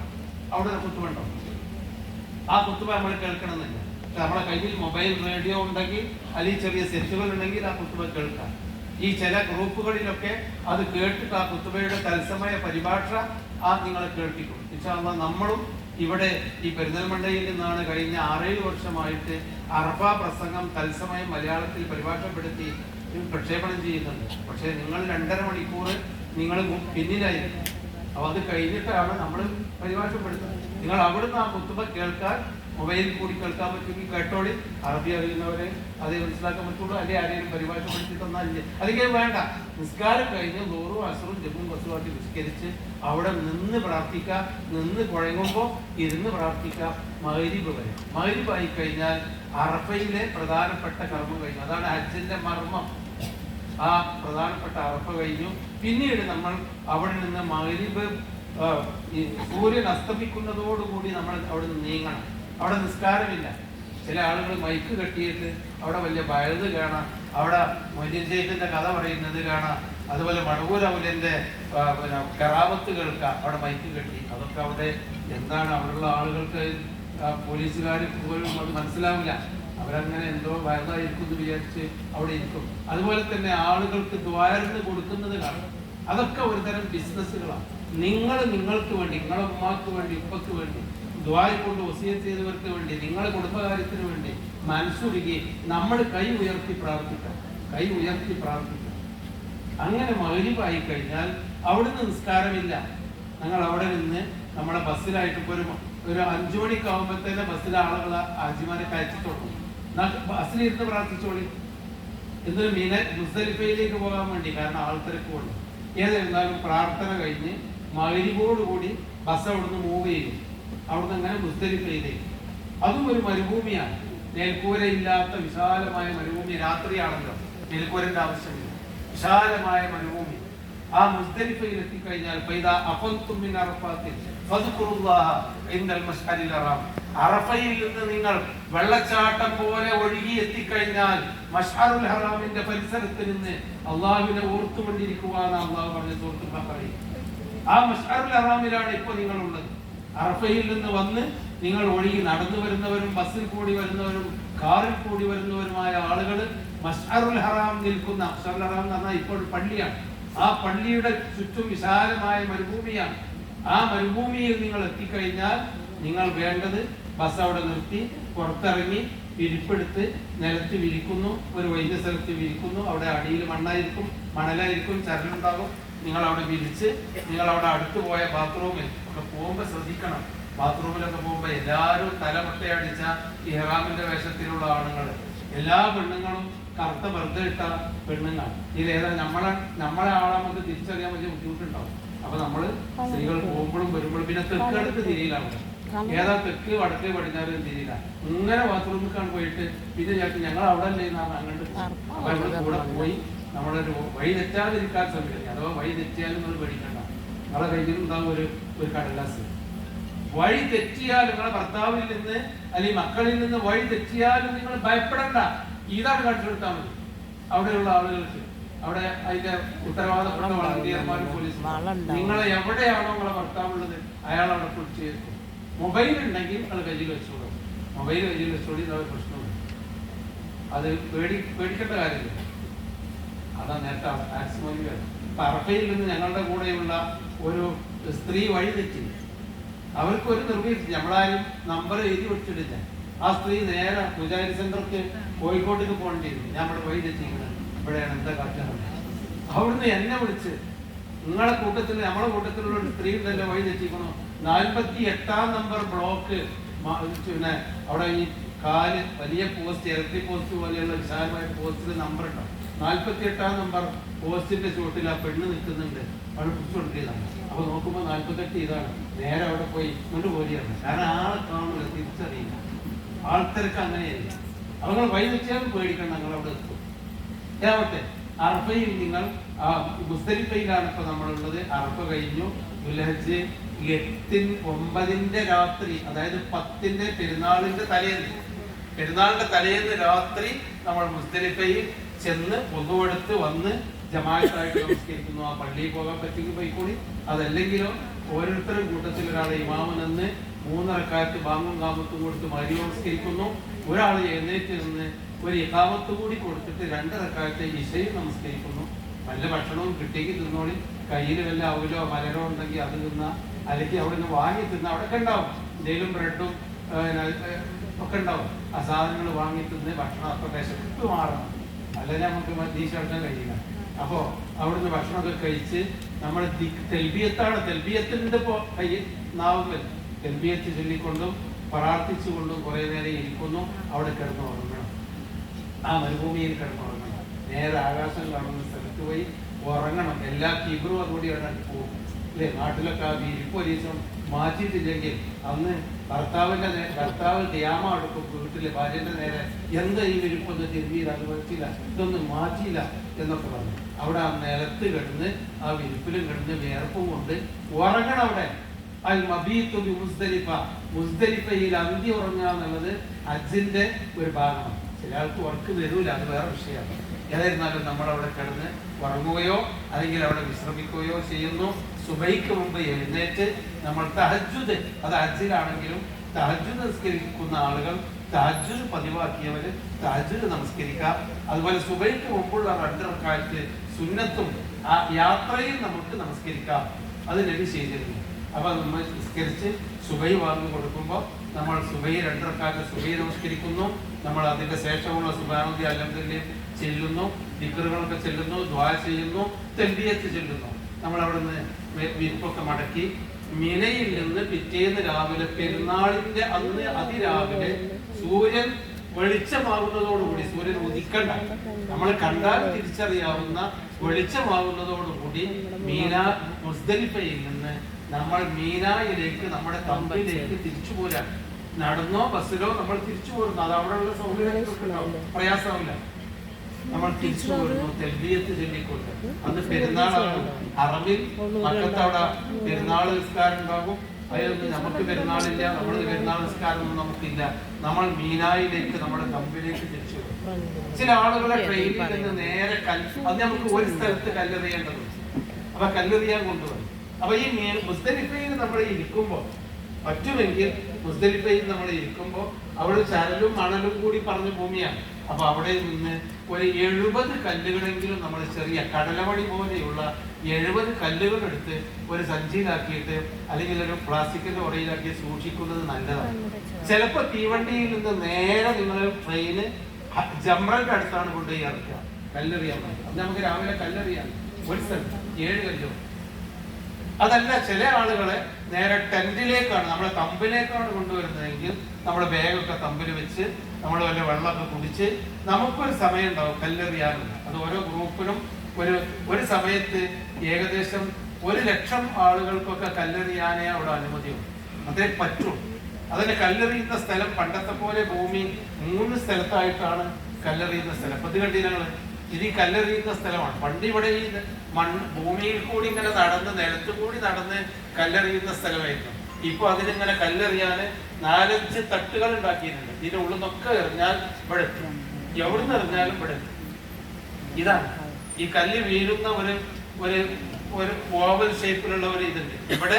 സാധാരണ പണ്ടൊക്കെ നേരത്തെ ഉണ്ടായിരുന്ന കാലത്ത് നമ്മൾ നടന്ന് വന്ന് ഇവിടെ കല്ലെറിയലാണ്. അവിടെയാണ് തിരക്കുണ്ടായി. മീനായിലെ കല്ലേറിയിൽ ഇത്ര ആൾ മരിച്ചുപോയി, തിരക്കപ്പെട്ടു, കാലൊടിഞ്ഞു, കൈയൊടിഞ്ഞു എന്നൊക്കെ പറയാം. ഇപ്പൊ അങ്ങനത്തെ ഒരു ബുദ്ധിമുട്ടില്ല, ഒരു തിരക്കുണ്ടാകും. അത് അവിടുത്തെ സർക്കാർ സംവിധാനത്തിൽ താഴെ കൂടി കല്ലെറിയാൻ ആളുകൾ താഴെ ഇല്ലെങ്കിൽ ആ വഴിയിൽ കൂടി ആളുകൾ എങ്ങനെയാണ് കൊണ്ടുപോകും.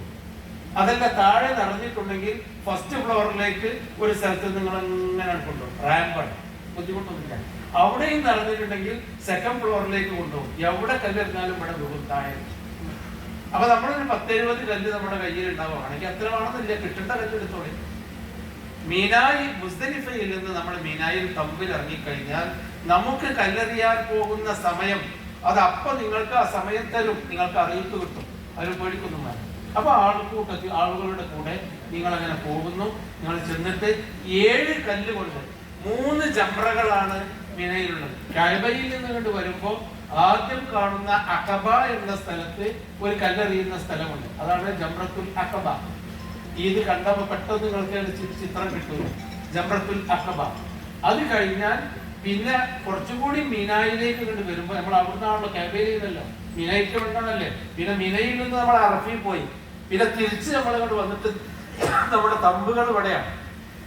അപ്പൊ നമ്മളിനി ജംറത്തുൽ അഖബയിലേക്ക് പോകണം. അതിന്റെ ഇടയിൽ ഒരു 3ാമത്തെ ജംറ ഇവിടെ ഉണ്ട്. അവിടെ കല്ലെറിയില്ല, ആ വഴിക്ക് നമ്മളെ കൊണ്ടുപോകില്ല. നമ്മളങ്ങനെ കൊണ്ടുപോയിട്ട് ആദ്യത്തെ ജംറയായ അഖബ ജംറയുടെ അടുത്തേക്ക് കൊണ്ടുപോകും. ഇതാണ്, ഇതിങ്ങനെ നടുക്കൊരു തൂണുണ്ട്. പിന്നെ ചുറ്റുഭാഗത്തും ഒരു കിടങ്ങാണ്, ഒരു കിടങ്ങ് പോലെ സ്ഥലമാണ്. ഇത് മതിലാണ്. ഈ മതിലിന്റെ ഇവിടെയാണ് ആളുകൾ തടിച്ചുകൂടി നിൽക്കുന്നത്. അപ്പൊ നമ്മൾ ഇവിടേക്ക് വരണ ആളുകൾ കല്ലെറിയുന്നുണ്ടാവും, 10,000-കണക്കിന് ആളുകൾ ഉണ്ടാവും. തിരക്കൊന്നും വേണ്ട, പേടിക്കണ്ട. നിങ്ങൾ വന്ന് ആൾക്കൂട്ടത്തിൽ ഇങ്ങനെ അരിച്ചരിച്ച്, എറുമ്പരിക്കുന്ന പോലെ ഇങ്ങനെ അരിച്ചരിച്ചരിച്ചരിച്ച് മെല്ലെ മെല്ലെ ആളുകൾ ഒഴിയുന്നതിനനുസരിച്ച് വന്ന് തൽബിയത്തിനോടുകൂടി നിർത്തണം. ഇവിടെ എത്തിയാൽ തൽബിയത്ത് നിന്നു. റൂമിൽ നിന്ന് തൽബിയത്ത്, റൂമിൽ നിന്ന് മിനയിലെത്തി, അവിടുന്ന് അറഫയിലെത്തി, മുസ്ദലിഫയിലെത്തി, വീണ്ടും ജംറയിലെത്തോളം തൽബിയത്ത് ചൊല്ലി. ഇവിടെ എത്തിയാൽ തൽബിയത്ത് കഴിഞ്ഞു. നമ്മൾ ഈ കല്ലെറിയാൻ വേണ്ടി ഇങ്ങനെ പോയി അരിച്ചരിച്ച് പോയി ആ മതിലിന്റെ അടുത്ത് വരെ നമുക്ക് നടന്നു പോകാം. കാരണം എറിയുന്നവരൊക്കെ പോയിക്കൊണ്ടിരിക്കും. അവിടൊക്കെ സംവിധാനമുണ്ട്. ആളുകൾ ഇങ്ങനെ ഒഴിഞ്ഞു പോകുമ്പോൾ മെല്ലെ മെല്ലെ നമ്മൾ ചെന്നിട്ട് അവിടെ ആ തടത്തിൽ ഒരു തടം, ഒരു കുഴിയുണ്ട്. ആ കുഴിന്റെ അവിടെ എത്തുമ്പോൾ കല്ലെടുത്തിട്ട് അല്ലാഹു അക്ബർ, അല്ലാഹു അക്ബർ, അല്ലാഹു അക്ബർ 7 പ്രാവശ്യം അല്ലാഹു അക്ബർ ചൊല്ലി അതിനകത്ത് ഒന്നും ചെയ്യണം.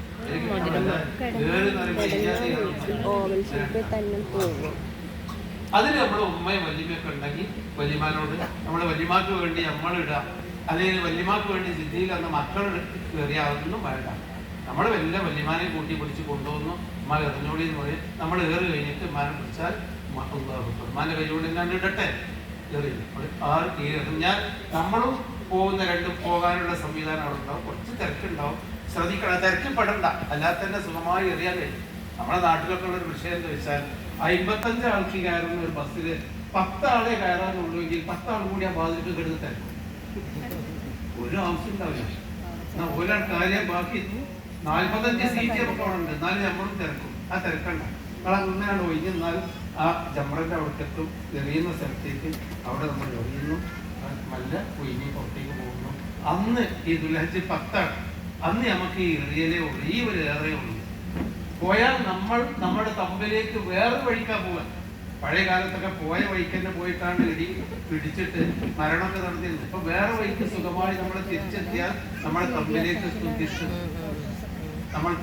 തിരിച്ചെത്തുന്നു.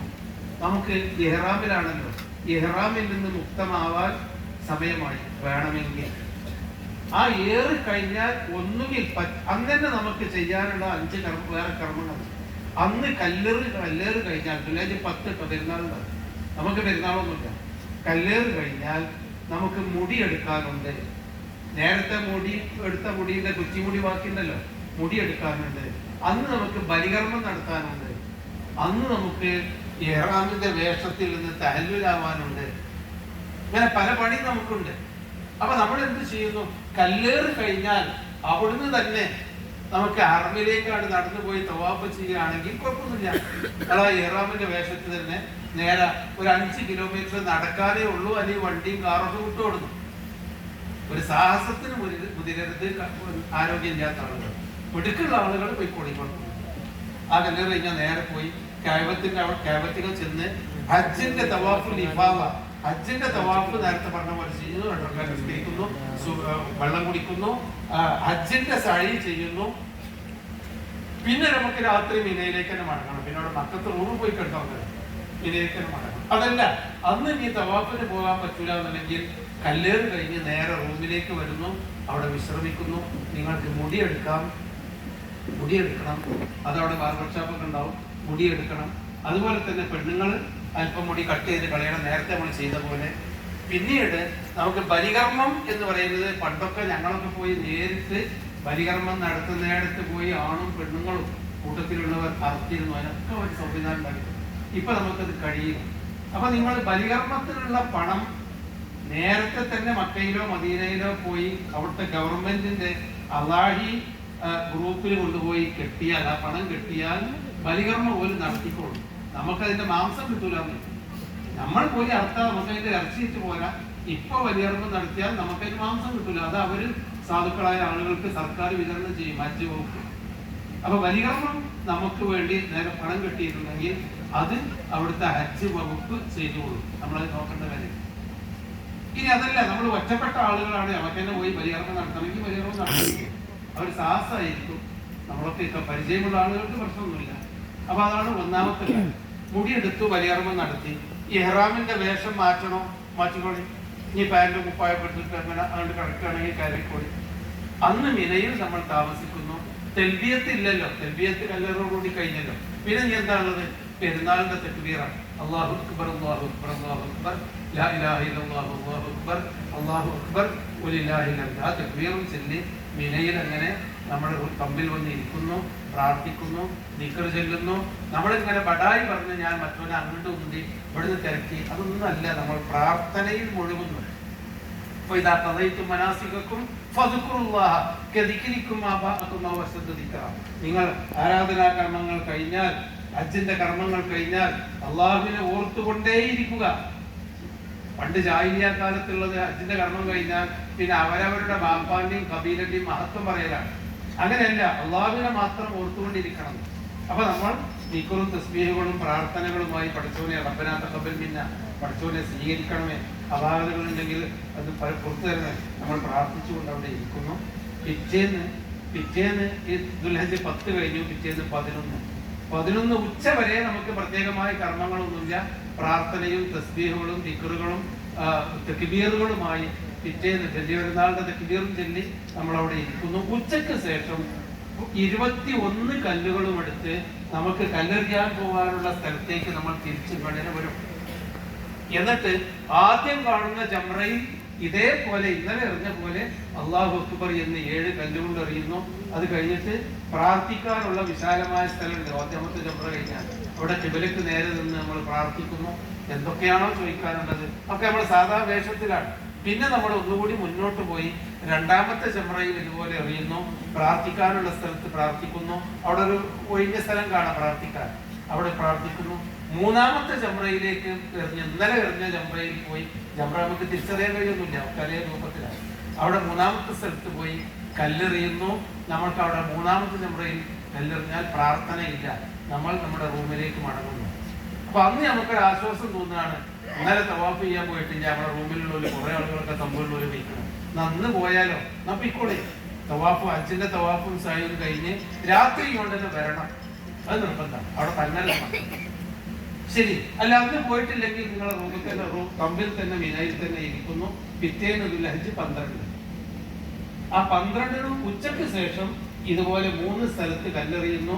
എന്നിട്ട് തവാഫ് ചെയ്യാൻ പോവുകയാണെങ്കിൽ പോയിക്കോളി, തിരിച്ചു വരണം.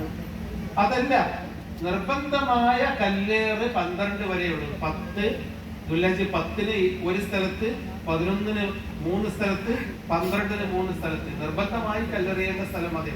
നമുക്ക് പെട്ടെന്ന് പോകേണ്ടതുണ്ട്, അല്ലെങ്കിൽ രോഗമാണ്, ഇപ്പൊ ഉമ്മാക്ക് വയ്യ, ഛർദി ഒടുങ്ങി, പനി ഒടുങ്ങി എന്നൊക്കെ ആണെങ്കിൽ 12 കല്ലേറ് കഴിഞ്ഞാൽ നിങ്ങൾ മക്കയിലേക്ക് തിരിച്ചുപോയി 13 നിൽക്കേണ്ടതില്ല.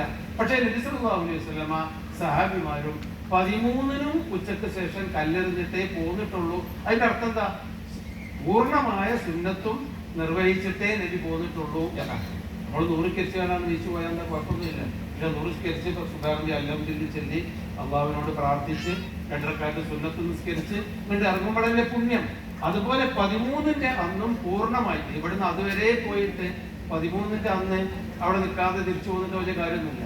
അപ്പൊ 13ന്റെ അന്നും ദുൽഹജ്ജ് 13 നമ്മൾ ഉച്ചയ്ക്ക് ശേഷം കല്ലെറിഞ്ഞ് മക്കയിലേക്ക് തിരിച്ചു വരുന്നു. തവാഫും സഅയും ചെയ്തിട്ടില്ലെങ്കിൽ മക്കയിൽ വന്നിട്ട് തവാഫും സഅയും ചെയ്യണം. അപ്പോഴേക്ക് തിരക്കൊക്കെ കഴിഞ്ഞിട്ടുണ്ടാവും. ഇതോടുകൂടി നമ്മൾ ഹജ്ജിന്റെ കർമ്മം കഴിഞ്ഞു. ഇനി നമ്മൾ ഹജ്ജ് കഴിഞ്ഞിട്ടാണ് മദീനയിലേക്ക് പോകുന്നതെങ്കിൽ ഹജ്ജിന്റെ കർമ്മം കഴിഞ്ഞു 2 3 4 ദിവസം അവിടെ ഉണ്ടാവും, അല്ലെങ്കിൽ അതിൽ ഏറെ ഉണ്ടാവും, അത് നമ്മൾ പറയുന്നില്ല. പിന്നെ ഹറമുമായി ബന്ധപ്പെട്ട് നമ്മൾ കാര്യമായി അവിടെ കൂടുന്നു.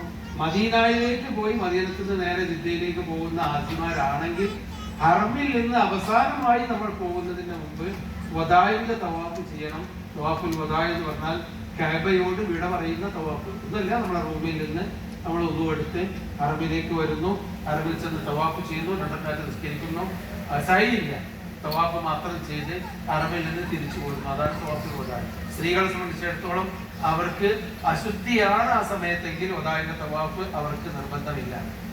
പിന്നെ നമ്മൾ മദീനയിലേക്കോ ജിദ്ദയിലേക്കോ നാട്ടിലാണെങ്കിൽ അത് ഇതാണ് ഹജ്ജിന്റെ ഒരു ചുരുക്കമായ കർമ്മം. ഞാൻ നീട്ടിക്കൊണ്ടു പോകുന്നില്ല. പിന്നെ ഇതോടുകൂടി ഹജ്ജ് കഴിഞ്ഞു, തവാഫുൽ വദാ. പിന്നെ മദീനത്തുള്ളത് നമ്മുടെ പള്ളിയിൽ പോയി മദീനത്തെ ഹജ്ജിന്റെ നിർബന്ധമായ കർമ്മങ്ങളൊന്നും മദീനത്തില്ല. പക്ഷേ മദീനയുടെ അല്ലാഹുവിന്റെ റസൂലിന്റെ ആ പള്ളി സന്ദർശിക്കുക, അവിടെ 1000 ഇരട്ടി പുണ്യമുള്ള പള്ളിയിൽ നമ്മൾ നമസ്കരിക്കുക, അവിടുത്തെ ചരിത്രപ്രധാനമായ സ്ഥലങ്ങൾ പോയിട്ട് ഖന്തക്ക് അതുപോലെയുള്ള സ്ഥലങ്ങളൊക്കെ കാണുക, ഖുബാ പള്ളിയിൽ പോയി സുന്നത്ത് നമസ്കരിക്കുക, അതൊക്കെ വലിയ പുണ്യമുള്ള കാര്യമാണ്. അപ്പൊ മദീനത്ത് ചെന്നാൽ ഹജ്ജിന്റെ നിർബന്ധമായ കർമ്മങ്ങളൊന്നും ഇല്ലെങ്കിലും അവിടെ മദീനത്ത് ചൊല്ലുന്ന നബി സല്ലല്ലാഹു അലൈഹി വസല്ലമയുടെ ഖബറിൽ പോയി, ഖബറിന്റെ അടുത്ത് പോയി സലാം ചൊല്ലി, അബൂബക്കർ സിദ്ദീഖ്, ഉമർ ഖത്താബ് 3 പേർക്കും സലാം ചൊല്ലിയിട്ട് ആണുങ്ങൾക്ക് പോരാം, പെണ്ണുങ്ങൾക്ക് ഖബറിന്റെ അടുത്തേക്ക് പോകാൻ പറ്റില്ല. നബിയുടെ പള്ളിയുടെ ഉള്ളിൽ റസൂലുള്ളാ നിസ്കരിച്ചിരുന്ന പ്രത്യേക സ്ഥലമുണ്ട്. മസ്ജിദ് നബവിയിൽ റൗള ഷരീഫ് എന്ന് പറയും. റൗള ഷരീഫ് നബി സല്ലല്ലാഹു അലൈഹി വസല്ലം നമസ്കരിച്ചിരുന്ന നബി പിന്നെ ഖുതുബ നിർവഹിച്ചിരുന്ന മിമ്പറാണ്. ആ സ്ഥലത്ത് പുതിയ മിമ്പർ ഉണ്ടാക്കിയതാണ്. ഇവിടെയാണ് ഈത്തപ്പന മട്ടല് കൊണ്ട് നബി മിമ്പർ ഉണ്ടായിരുന്നത്. ഈ മിമ്പറിന്റെ നബിയുടെ വീടിന്റെ മടയിലുള്ള സ്ഥലമുണ്ട്. അവിടുത്തെ തൂണൊക്കെ കണ്ടീനങ്ങള്, ഈ തൂണൊക്കെ ഇങ്ങനെ തന്നെയാണ് ഇപ്പോഴും ഉള്ളത്. അത് അവിടെ ചെന്നാൽ അറിയാം റൗള ഷരീഫ്. അത് നിങ്ങൾക്കൊരു ആപ്പ് വഴി റൗള ഷരീഫിലേക്ക് കടക്കാനാണ്. റൗള ഷരീഫ് എന്ന് പറഞ്ഞാൽ നബിയുടെ ഖബറല്ല, ഖബർ നബിയുടെ വീടിന്റെയും നബിയുടെ മിമ്പറിന്റെയും ഇടയിലുള്ള ആദ്യത്തെ പള്ളി. പഴയ ആളുകളോട് പറഞ്ഞ അകത്തെ പള്ളി അത്. ആ അകത്തെ പള്ളിയാണ് ആദ്യം ഉണ്ടായിരുന്ന റസൂലുള്ളാഹിന്റെ കാലത്ത് ഉണ്ടായിരുന്ന റസൂല് ഇരുന്നിരുന്ന പള്ളി. ആ പള്ളിയുടെ ആ ഭാഗത്ത് നമസ്കരിക്കുന്നതിനും അവിടെ പോയി പ്രാർത്ഥിക്കുന്നതിനും പുണ്യമുണ്ട്. അത് ആൾത്തിരക്ക് കൊണ്ട് ഇപ്പൊ പ്രത്യേകമായ ഒരു ആപ്പ് വഴി അവിടേക്ക് കുറച്ചാളുകൾ അങ്ങനെ കയറ്റി നിസ്കരിച്ച് അവരെ പുറത്തേക്ക് വിടും. അപ്പൊ ആ റൗള ഷരീഫിൽ അത് ആണുങ്ങൾക്കും പെണ്ണുങ്ങൾക്കും സൗകര്യമുണ്ട്. അത് അവിടെ എത്തിയിട്ട് നിങ്ങൾ ചെയ്താൽ മതി. അവിടെ പോയി ഒന്നുമില്ല, അവിടെ പോയി നിങ്ങൾ പ്രാർത്ഥിച്ച് നമസ്കരിച്ച് പുറത്തേക്ക് ഇറങ്ങുന്നു. സ്ത്രീകൾ നേരെ പുറത്തേക്ക് ഇടതു ഭാഗത്ത് കൂടി പോകുന്നു. പുരുഷന്മാർക്ക് നേരെ മുന്നിലേക്ക് പോയാൽ നബിയുടെ ഖബറും കൂടി സന്ദർശിച്ച് പുറത്തേക്ക് ഇറങ്ങാം. അപ്പൊ മദീന പള്ളിയിൽ അങ്ങനെ ദിക്റും തസ്ബീഹുമായി പള്ളിയിൽ നമസ്കരിക്കുക. ഖുബാ പള്ളിയിൽ പോയി നമസ്കരിക്കൽ പ്രത്യേകം സുന്നത്തുണ്ട്. പിന്നെ മസ്ജിദുൽ ജുമാ, നബി ആദ്യമായി ജുമാ നമസ്കരിച്ചിരുന്ന പള്ളി. അതുപോലെ ഒരു പള്ളിയിൽ നബി സല്ലല്ലാഹു അലൈഹി വസല്ലം സഹാബിമാരെ ബൈത്തുൽ മുഖദ്ദസിലേക്ക് തിരിഞ്ഞായിരുന്നല്ലോ 16 മാസം നബി നമസ്കരിച്ചിരുന്നത്. ആ അവസാനത്തില് ബൈത്തുൽ മുഖദ്ദസിലേക്ക് നിസ്കാരം തുടങ്ങി. ആ സമയത്താണ് ഖിബല മാറിയതായി വഹി വന്നത്. അപ്പൊ ഇങ്ങോട്ട് തിരിഞ്ഞു നിന്നു. അപ്പൊ മസ്ജിദുൽ ഖിബലത്തെ തുടങ്ങിയത് ഈ ഭാഗത്തേക്കും നേരെ അവസാനം സലാം വീട്ടിയത് ഈ ഭാഗത്തേക്കും, അങ്ങനെ 2 ഖിബലകളുള്ള പള്ളിയുണ്ട്. ഇപ്പൊ യഥാർത്ഥ ഖിബലയിലേക്ക് തന്നെയാണ്, കഅബയിലേക്ക് തന്നെ ആണെങ്കിലും ആ അടയാളമുണ്ട്. ചരിത്ര പ്രധാനമായ പള്ളിയാണ്. പിന്നെ ഉഹദ്, ഖന്ദഖ് പോലെയുള്ള പ്രദേശങ്ങളൊക്കെ കൊണ്ട് സന്ദർശിക്കാൻ ഒരു ദിവസം കൊണ്ട്. ഇതാണ് മദീനയിലെ കർമ്മങ്ങൾ. ഇൻഷാ അല്ലാഹ് ഞാൻ അവസാനിപ്പിക്കുകയാണ്.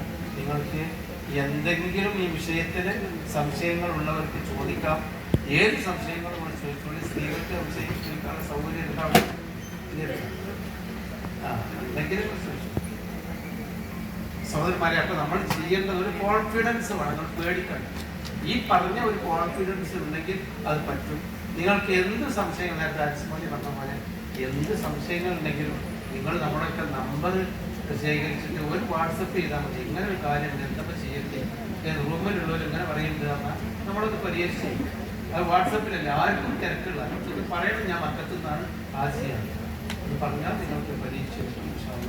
നിങ്ങളൊക്കെ നമ്മുടെ നാടിനു വേണ്ടി, നമ്മുടെ സമൂഹത്തിന് വേണ്ടി, നമ്മൾക്കെതിരിൽ പ്രവർത്തിക്കുന്ന മുഴുവൻ ആളുകളുടെ ശരീരത്തിൽ നിന്ന് രക്ഷപ്പെടാൻ വേണ്ടി, പ്രത്യേകിച്ചും ഞങ്ങൾക്കൊക്കെ വേണ്ടി, എനിക്ക് വേണ്ടി, അതിലേറെ പ്രത്യേകിച്ച ആളുകൾ എൻ്റെ വളരെ അടുത്ത സുഹൃത്തുക്കളും ബന്ധുക്കളും വിദ്യാർത്ഥികളും ഒക്കെയാണ് ആളുകളുണ്ട്.